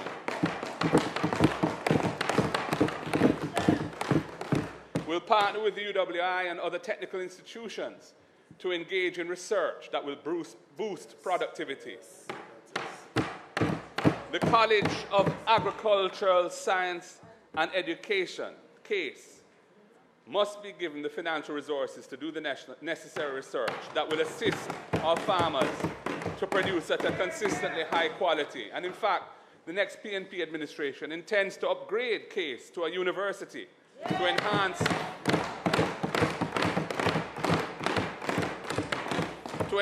the focused institutional support required for a thrust to greater food security in the country. We will boost our own research facilities at Bodles and Orange River and Montpelier to provide innovations that our farmers require to grow the sector. We will make the best planting stock, animal genetics and farming systems in animal husbandry and agronomy available to our farmers. We'll increase the use of drones, RFID technology, hydroponic farming systems, solar-operated irrigation pumps, and in-field monitoring of soil fertility to boost our production and increase productivity. And we will strengthen the laws to protect our farmers from agricultural theft, bringing those offenses under the Proceeds of Crime Act regime so that the profits can be taken away from criminals who reap what our farmers sow. Mr. Speaker, our goal is for agriculture and agro-industries to contribute at least 10 to 12% of Jamaica's GDP, transforming rural development, providing sustainable employment across the country, and guaranteeing our nation's food security.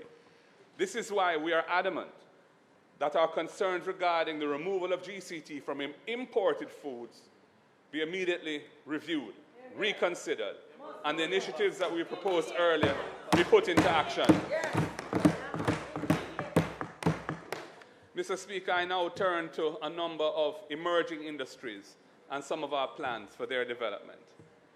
Like our spokesperson on finance explained, energy, broadband, and internet access are all central considerations for advancing inclusive and sustainable economic growth. Jamaica's fixed broadband population penetration of 15% in 2022 ranks Jamaica at the lower end of internet penetration and adoption when compared to other countries in the Caribbean. Our fixed broadband subscription is lower than the Cayman, Trinidad, and Grenada. We will prioritize investments and initiatives to bridge the digital divide.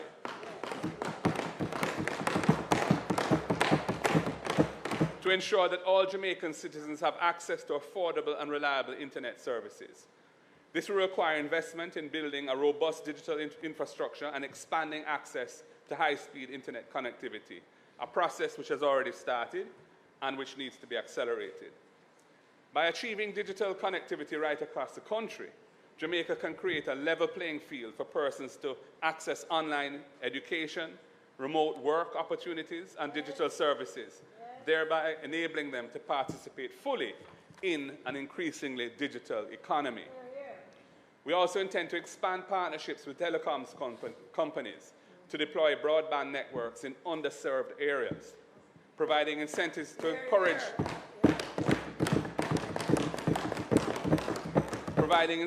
encourage adoption of digital technologies in low-income households. Mr. Speaker, the emergence of artificial intelligence, AI, as a new frontier of technological advancement is already having a massive global impact on commerce and indeed life in general. And this is only going to intensify in years to come. We're really at the very beginning of the effects of AI on our lives. Jamaica therefore needs to prepare itself for the positive and negative effects of AI technology so we can benefit from its massive potential for greater efficiency and competitiveness and mitigate the serious risks of misrepresentation and fraud that come with AI. The next PNP administration will develop and introduce an AI-related curriculum and digital literacy programs from primary school through to tertiary education.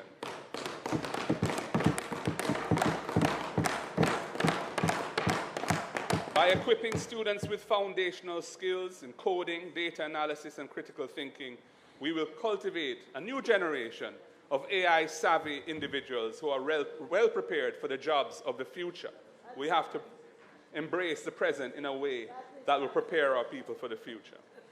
We will also introduce adult education and skills training programs to upskill and reskill the existing workforce so that Jamaican citizens aren't left behind as automation and AI technologies reshape the labor market. And the issue of internet penetration is also tied to the distribution of digital technology. It impacts the growth of the cluster of emerging industries that we have identified for priority attention: global logistics, cultural creative industries, sports, our environmental and ecological heritage, and community tourism. These are industries that we think have tremendous potential. As with agriculture, this government has not demonstrated its seriousness about the development of cultural and creative industries or sports. The absence of a development plan for culture and the creative industries after 8 years and the barely touched national sports policy that we left behind bear witness to this. Mr. Speaker, the One Love phenomenon, now blowing like a natural mystic across the globe, shows us what cultural and creative practitioners have been telling us for years.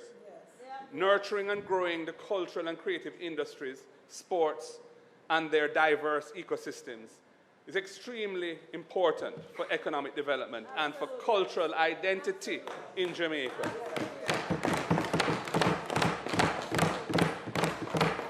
This requires the funding and deliberate effort to drive these industries, which are two of the fastest growing areas of economic activity in the world. In this year's budget, $234 million is allocated to the Jamaican Screen Development Initiative, and we endorse that. The government has identified 2 entertainment spaces. They say they've identified them. One of them has been identified long ago, and one of them was used for entertainment from long ago. But it's a good start after many years of inaction. We commit that when we are in government, we will prioritize the participatory development of a master plan comprising a comprehensive policy and legislative framework to support and incentivize the cultural and creative industries and sports. The plan will address investment and finance, education and training, infrastructure development for cultural and creative persons, practitioners, and also sports practitioners. Existing infrastructure for the cultural and creative industries and sports are falling apart island-wide. The Trelawney Sports Centre, Independence Park, Catherine Hall, Sabina Park, the Little Theatre, Ward Theatre, Vale Royal, and other existing and potential heritage sites are disintegrating from neglect. How come? Change is sorely needed.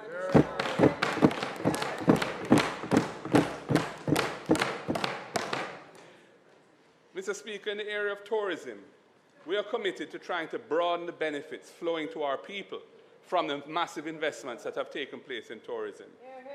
Indeed, we're spending $4 billion advertising sun, sea, and sand. And we think that the government should direct some of these resources to developing and promoting community tourism, cultural industries, sports, ecotourism, and craft. For example, a round-robin series of reggae arts and cultural festivals across the island at various dates throughout the year would directly boost community incomes as part of our integrated plan. And it can be done through the municipal corporations to encourage community development. In other words, community tourism for community development.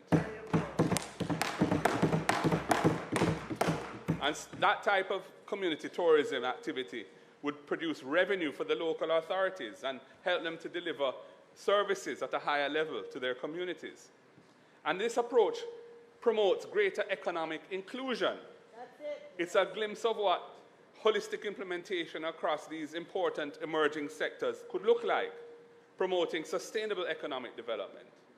While the existing enclave model of tourism generates wealth for that sector, it is not sufficiently impacting the communities in proximity to the enclaves.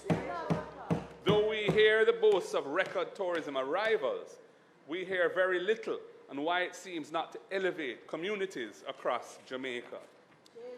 And Mr. Speaker, at this point, I want to say one commitment that I have, which is in keeping with our seriousness about culture and the creative industries.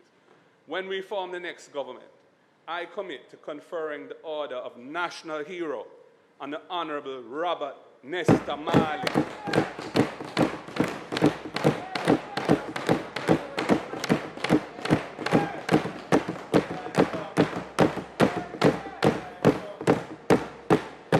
For his service of a most distinguished nature in advancing Jamaican culture and his global impact as a liberating, inspirational force for oppressed people across the world. I say, time come to recognize the Gang as a true national hero and confer that honor on him accordingly. Mr. Speaker, I now turn to measures to make real our commitment to the development of infrastructure and human amenities. The vexed issue of energy costs in Jamaica needs to be addressed. They are way too high, and they are another structural impediment to economic transformation. We have some proposals to ensure a viable and sustainable electricity system and to bring down electricity costs to consumers and businesses. We'll undertake a massive regularization support drive for electricity connections, including a subsidy to help families meet the costs of rewiring, inspection, and certification.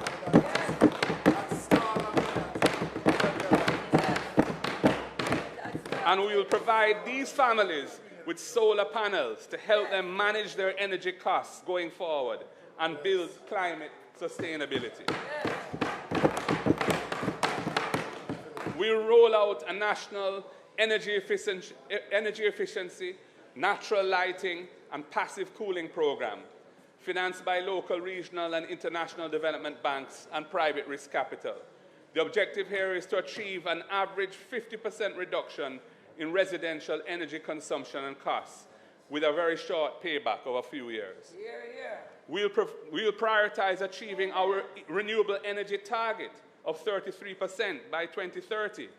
This government has failed to issue regular renewable energy RFPs, requests for proposals. Indeed, they've only issued one in the last 8 years. That is an indictment on their management of the economy. These RFPs generate fee income for the government, and the capital required to implement these wind, solar, hydro, and waste-to-energy projects is privately funded. We intend to issue utility-scale RFPs every 2 to 3 years to reach the renewable energy target. And Mr. Speaker, we will review the tax system affecting the energy sector to ensure that it incentivizes investments in efficiency and cost-reducing replacement and expansion of the sector, in keeping with our policy priorities to reduce Jamaica's carbon footprint.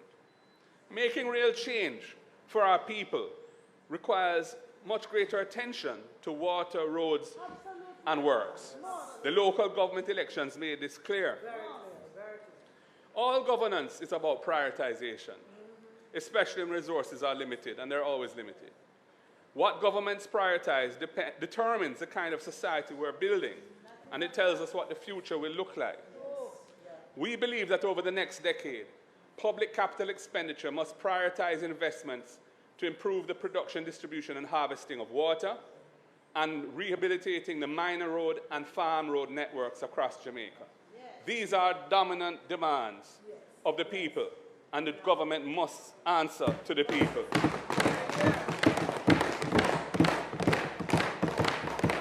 The National Water Commission, the NWC, purports to supply 73% of the population with water, which means that over 25% of our population is not served by the public water supply system.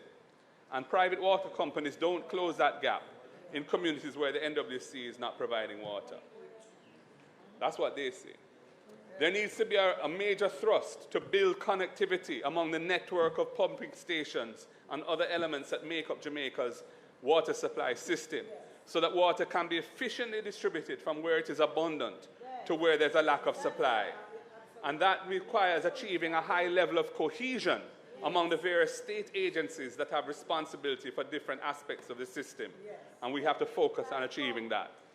It is unacceptable that slightly over $1 billion is slated for water supply projects this year, given the water storage issues that we've been facing over the last several years, and anticipated droughts with climate change, and the constant cries of the people for water. Meanwhile, the NWC has made announcements of a plan to develop 577 acres in Norbrook, a watershed area at that. One really has to wonder about their priorities. We welcome the public-private partnership that was announced, that is, we're told, will supply 15 million gallons a day from St. Catherine to serve the Kingston metropolitan area, Portmore, and Spanish Town, as long as the commercial terms are fairly balanced to protect the public. We don't want a sweetheart deal at the expense of the public. This project is slated to begin in 25-26, i.e., a year out from now, I believe, according to the Public Investment Program. One is left to wonder why it's taking 3 years since the agreement was signed to start the work on such an urgent project. But what of pipe water to the rest of Jamaica? And what of plans to secure our natural water resources across Jamaica in an era of intensifying climate change? I move to roads.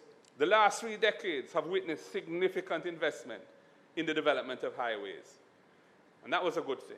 Absolutely. North Coast Highway Project, Highway 2000, the North-South Link, and Southern Coastal Project, and so on. In the meantime, interior roads, community roads, on which most of our people have to drive on a daily basis, are in an appalling condition. Project Spark is an effort to start addressing this problem, but we have serious doubts as to the approach that's being taken, given our negative experience with the constituency allocation for roads in 2022, which many MPs have reported are still yet to come through. The last PNP administration established a secretariat for D.Y.P with the technical personnel to efficiently drive the infrastructure projects executed under that program and to ensure proper accountability for the expenditure under the program, which was a great success. We commend that model to the government so that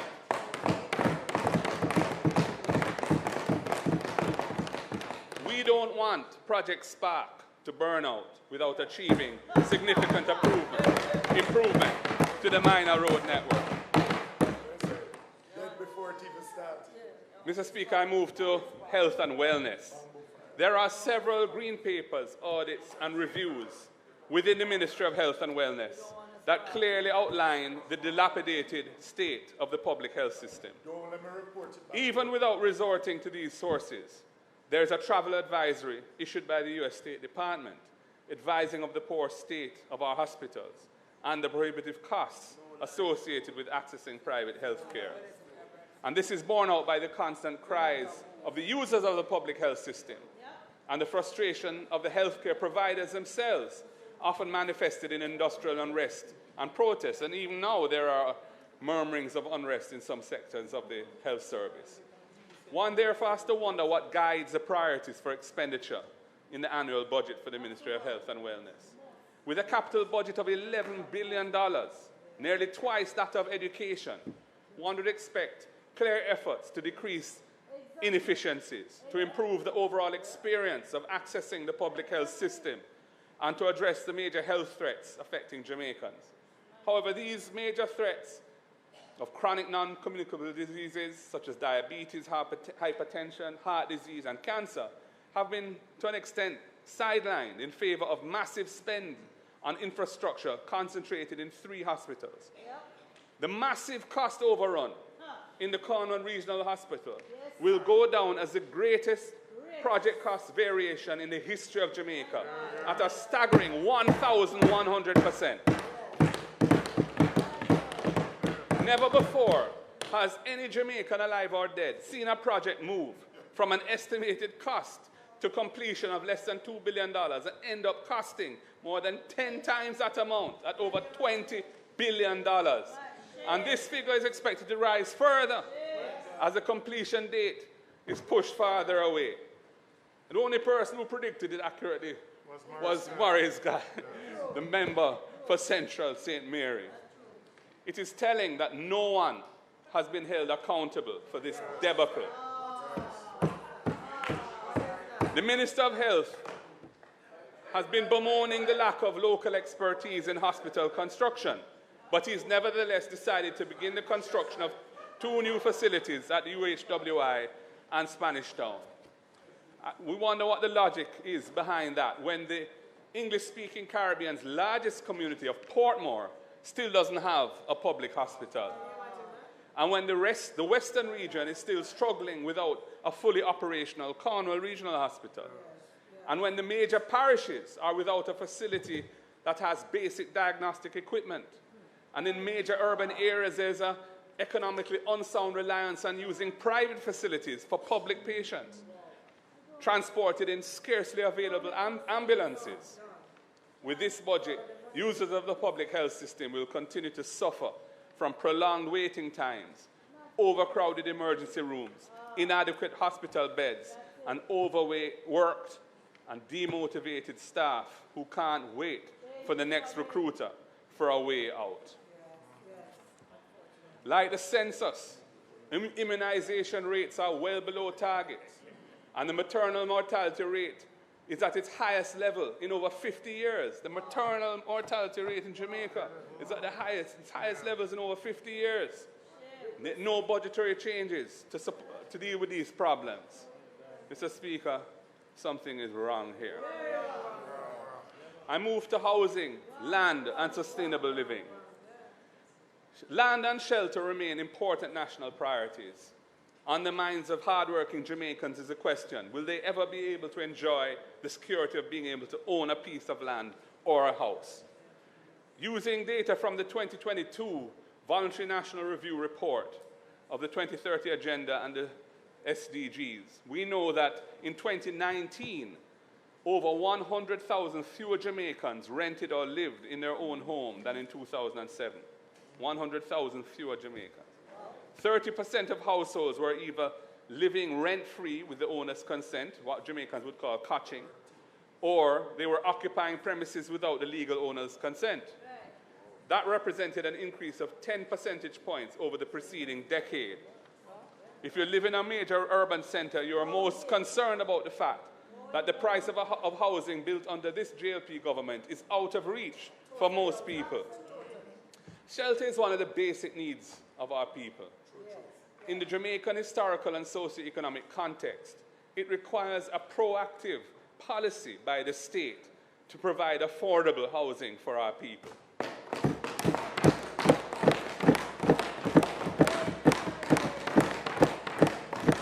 The People's National Party understands this. It is what motivated us to develop Portmore, the largest residential community in the English-speaking Caribbean, and so many other major schemes, Harbourview, Mona Heights, Frontier Heights, and a plethora of other housing developments across the island. It is why, in 1976, the Most Honourable Michael Manley established a National Housing Trust to provide affordable housing for Jamaicans. It is why the Most Honourable P.J. Patterson, in the 1990s, established a program called Operation Pride to provide land and housing for citizens, which, despite its challenges, delivered over 50,000 titled lots for people in Pines of Karachi, Mount Edgecombe, Melrose Mews, Bedworth Gardens, Bel Air, and a host of other communities. And similarly, the Most Honourable Portia Simpson Miller embarked on an initiative to remove barracks housing and provide houses for sugar workers to live in dignity. In stark contrast, this government has built a mere 200 social houses, one dege since 2016, a paltry average of 25 housing units per year. And it presided over the demolition of poor people's houses in Clifton and St. Catherine and sought to evict 65 settled families from their homes in the widest Vale. In truth and in fact, the cost of housing is out of reach to ordinary Jamaicans, with a 2-bedroom unit on the market costing over $20 million, while the NHT only provides up to $9 million to a contributor to purchase a home. The NHT has been financially weakened by the government's continued extraction of $11.4 billion every year to finance the budget of the government since 2016. After the 2013 to 2016 IMF program ended, we had put that in place for 4 years when we had a mountain of debt to get Jamaica out of, and we had a very high primary surplus target. It was never supposed to be extended. The recent decision to require NHT contributors earning over $31,000 a week to borrow from private financial institutions flows from that extraction of resources for so many years now since this government came to power. And whereas contributors to NHT have been charged interest rates of 5% by the NHT, private financial institutions are charging around 9% now, and the NHT is having to subsidize those private financial institutions for the difference in those rates. And that's going to further weaken the institution. Jamaica needs change, and we are on the road to change. We recognize that the police, the soldiers, the teachers, the nurses, civil servants, young professionals need access to affordable housing. So that must be the road to change. And some of our proposals include, we will repurpose the NHT to ensure that it focuses on the building of affordable housing. We will end the extraction of $11.4 billion a year from the NHT for the government's budget and put this money into building affordable houses for our people. We will provide targeted and well-designed incentives for developers to get into the construction of affordable housing so that more of our population can afford to acquire a home using their NHT benefits. And we will complete the unfinished Operation Pride schemes so that the residents enjoy the full benefits of what was started for them. And we will launch a new program based on a similar concept, but with a robust and transparent accountability structure to tackle the deep problem of informal settlements across Jamaica and bring dignified housing in organized communities to our citizens. Mr. Speaker, I move to the issue of good governance because it is the second pillar of the road to change, good governance. When it comes to governance, one thing is certain. Things cannot be allowed to remain the way they are now. That is why I have identified an entire cluster of portfolios within our own governance structure to address the now desperate area of transparency and accountable governance. And this is where change is truly required. I move to the focus on social justice first. A robust social justice agenda is necessary for achieving high levels of inclusive, sustainable economic growth. If Jamaica is to become a socially cohesive society that moves away from negative behaviors and attitudes that undermine our mission to achieve national greatness. Deepening social justice is an important part of this objective, and I'm going to give you some of our proposals. We will implement a progressive beach access policy to ensure that the public has reasonable access to Jamaica's beaches, as is done in other Caribbean islands that also enjoy a strong tourism industry. Beach access is important for our people's recreation and leisure in a stressful world. This is no small thing, given the levels of violence and stress in this society. We will work with all stakeholders, including communities which have historically used beaches for recreation and fishing, and also tourism interests, to secure appropriate rights of access for the public to be able to enjoy our beaches. And if necessary, we will use legislation to protect the public's interest in having reasonable beach access while protecting the legitimate commercial interests of business owners. This is not an issue which the state can just stand back and leave as is. Time come.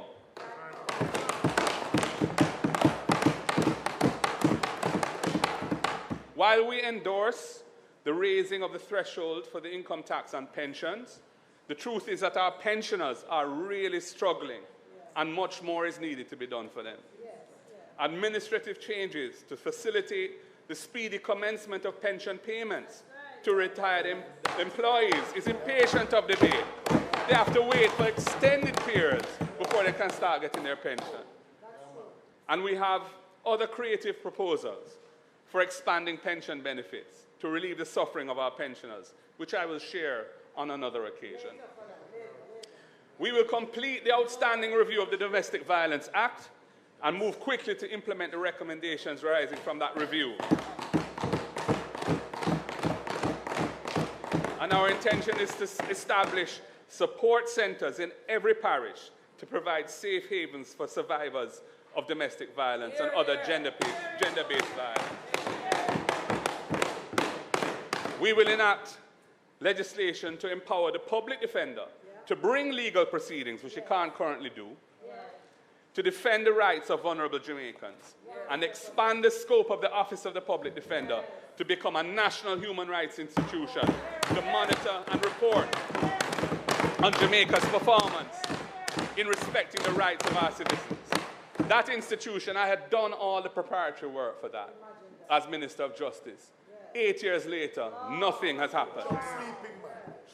We will complete the long outstanding process of enacting legislation to enable Jamaica to accede to the jurisdiction of the International Criminal Court, which is a missing element in the current accountability framework. I had started that process as well. I don't hear nothing about it. We need to have accountability for the most dire forms of crime that leaders can commit. We will expand the legal aid system in partnership with the legal profession to include constitutional civil matters, so people can get help to access their rights in important areas of their lives, including property matters, estate matters, personal injury cases, and employment matters. We will support the MSMEs, micro, small, medium-sized enterprises, and startups, so that formalizing their businesses is attractive, welcoming, and easy. We have a model for special economic zones of incentives. What about the SME sector?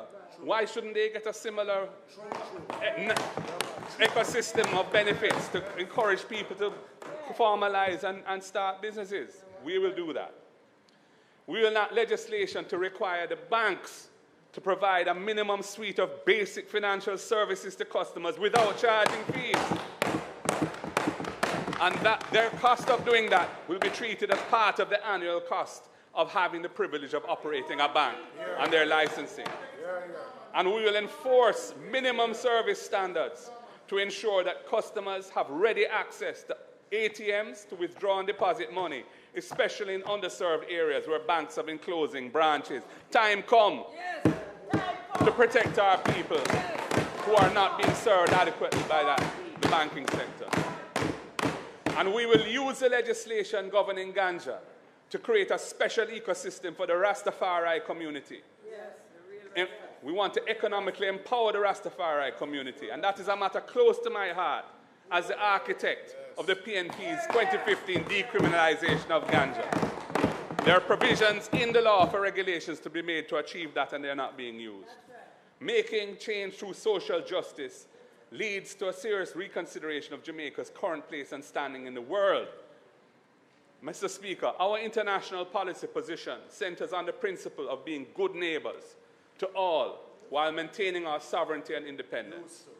That guides our relationship with the global family of nations. We steadfastly maintain the right to exercise independent judgment and make independent decisions based on the principles that we embrace.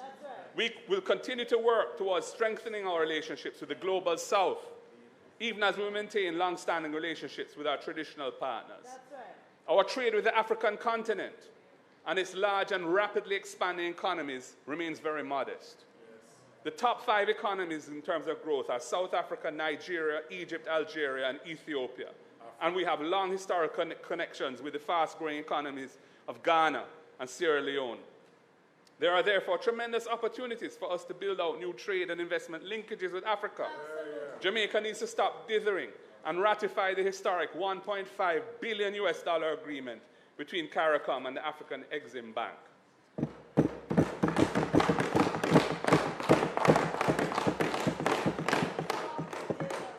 And we are committed regionalists. So the dire situation in our close neighbor Haiti is of great concern to us.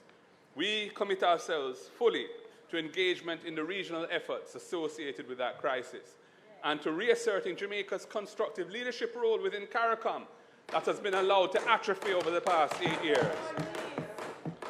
A progressive, principled foreign policy delivers real positive change for our people.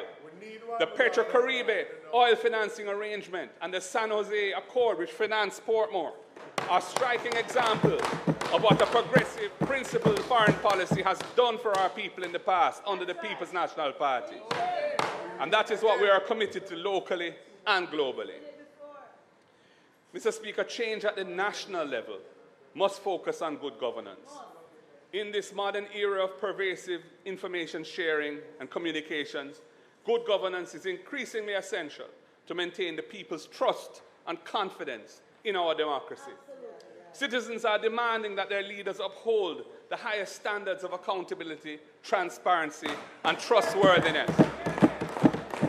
All the measures that I've outlined for implementation will only be possible if we change the approach to governance that now exists. I'll leave you with the ways, means, quality, and spirit of the change in governance that we commit to. And good governance isn't just a set of ideals. It is the foundation upon which an equitable and just society can be built. Yes. The People's National Party has always been committed to fulfilling these ideals, and we will translate these principles into tangible actions that uplift and empower every member of our society. Mr. Speaker, we are in an increasingly low-trust environment. Since the D.Y.P government came to office in 2016, no less than 8 ministers have been forced to resign or have been otherwise sanctioned for a range of serious breaches, and Jamaica continues to rank poorly on international corruption indices. The move in 2020 to take away the chairmanship of most parliamentary committees from the opposition has weakened that mechanism of holding government to account. The maneuvers to delay the tabling of reports from the Auditor General and the Integrity Commission remains a contentious matter, especially since the legal opinion on which this delay is purportedly based has been withheld from parliamentarians and the wider public. When the former Speaker was forced to resign as a result of an Integrity Commission investigation, the move to replace her with the wife of the Prime Minister, so that the head of Parliament is now the spouse of the head of government, really does not sit well with the tradition that the Speaker must act independently of the government of the day. The Speaker is intended to be independent and must act independently of the government of the day. That is the tradition. That is the tradition. The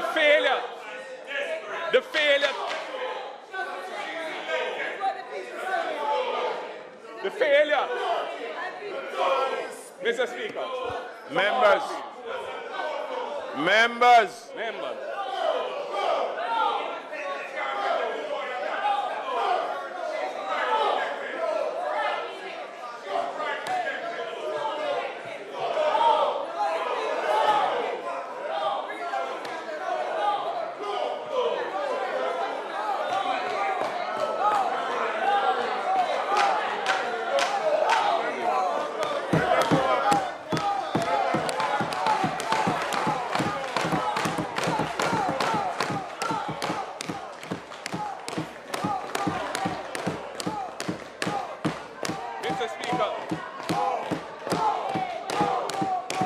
The failure to identify the so-called illicit 6 MPs.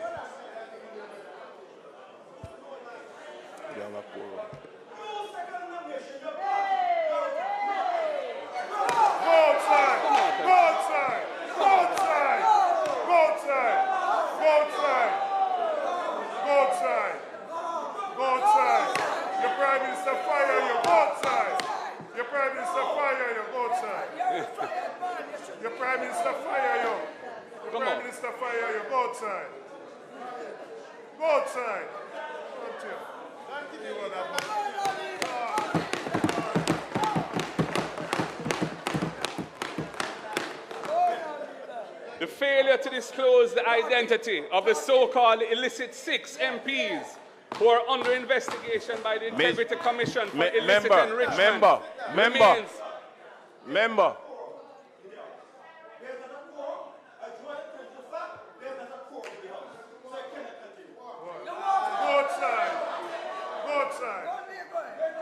Both sides.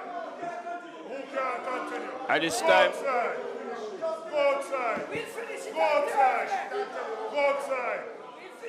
Both sides. The Prime Minister fire you, both sides. at this time, there is by number. Both sides.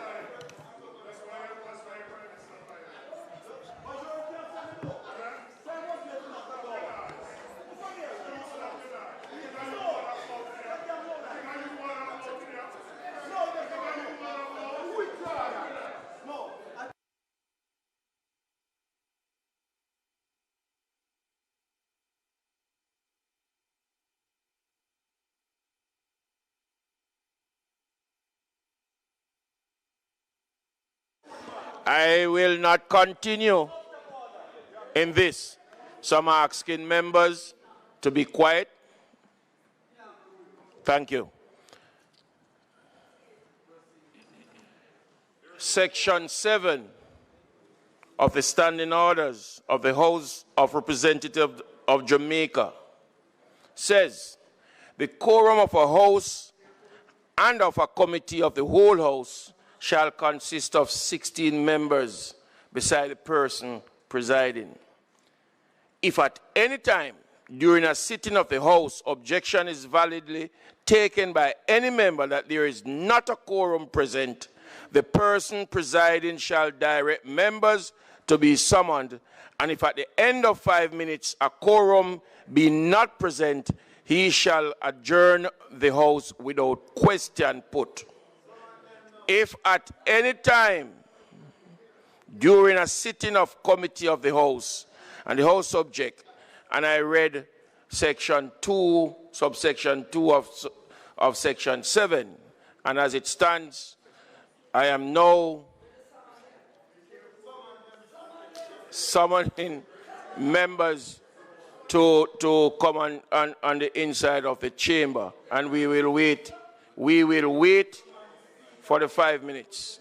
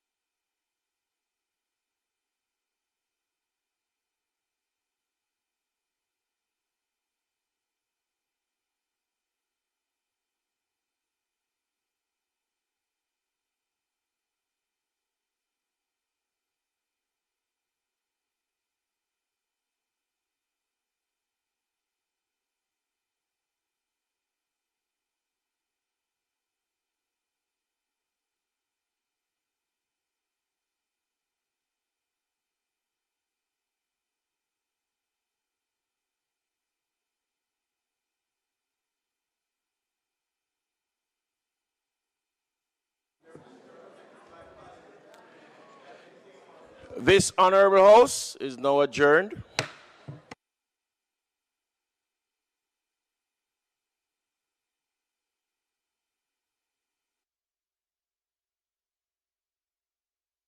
For a date to be announced.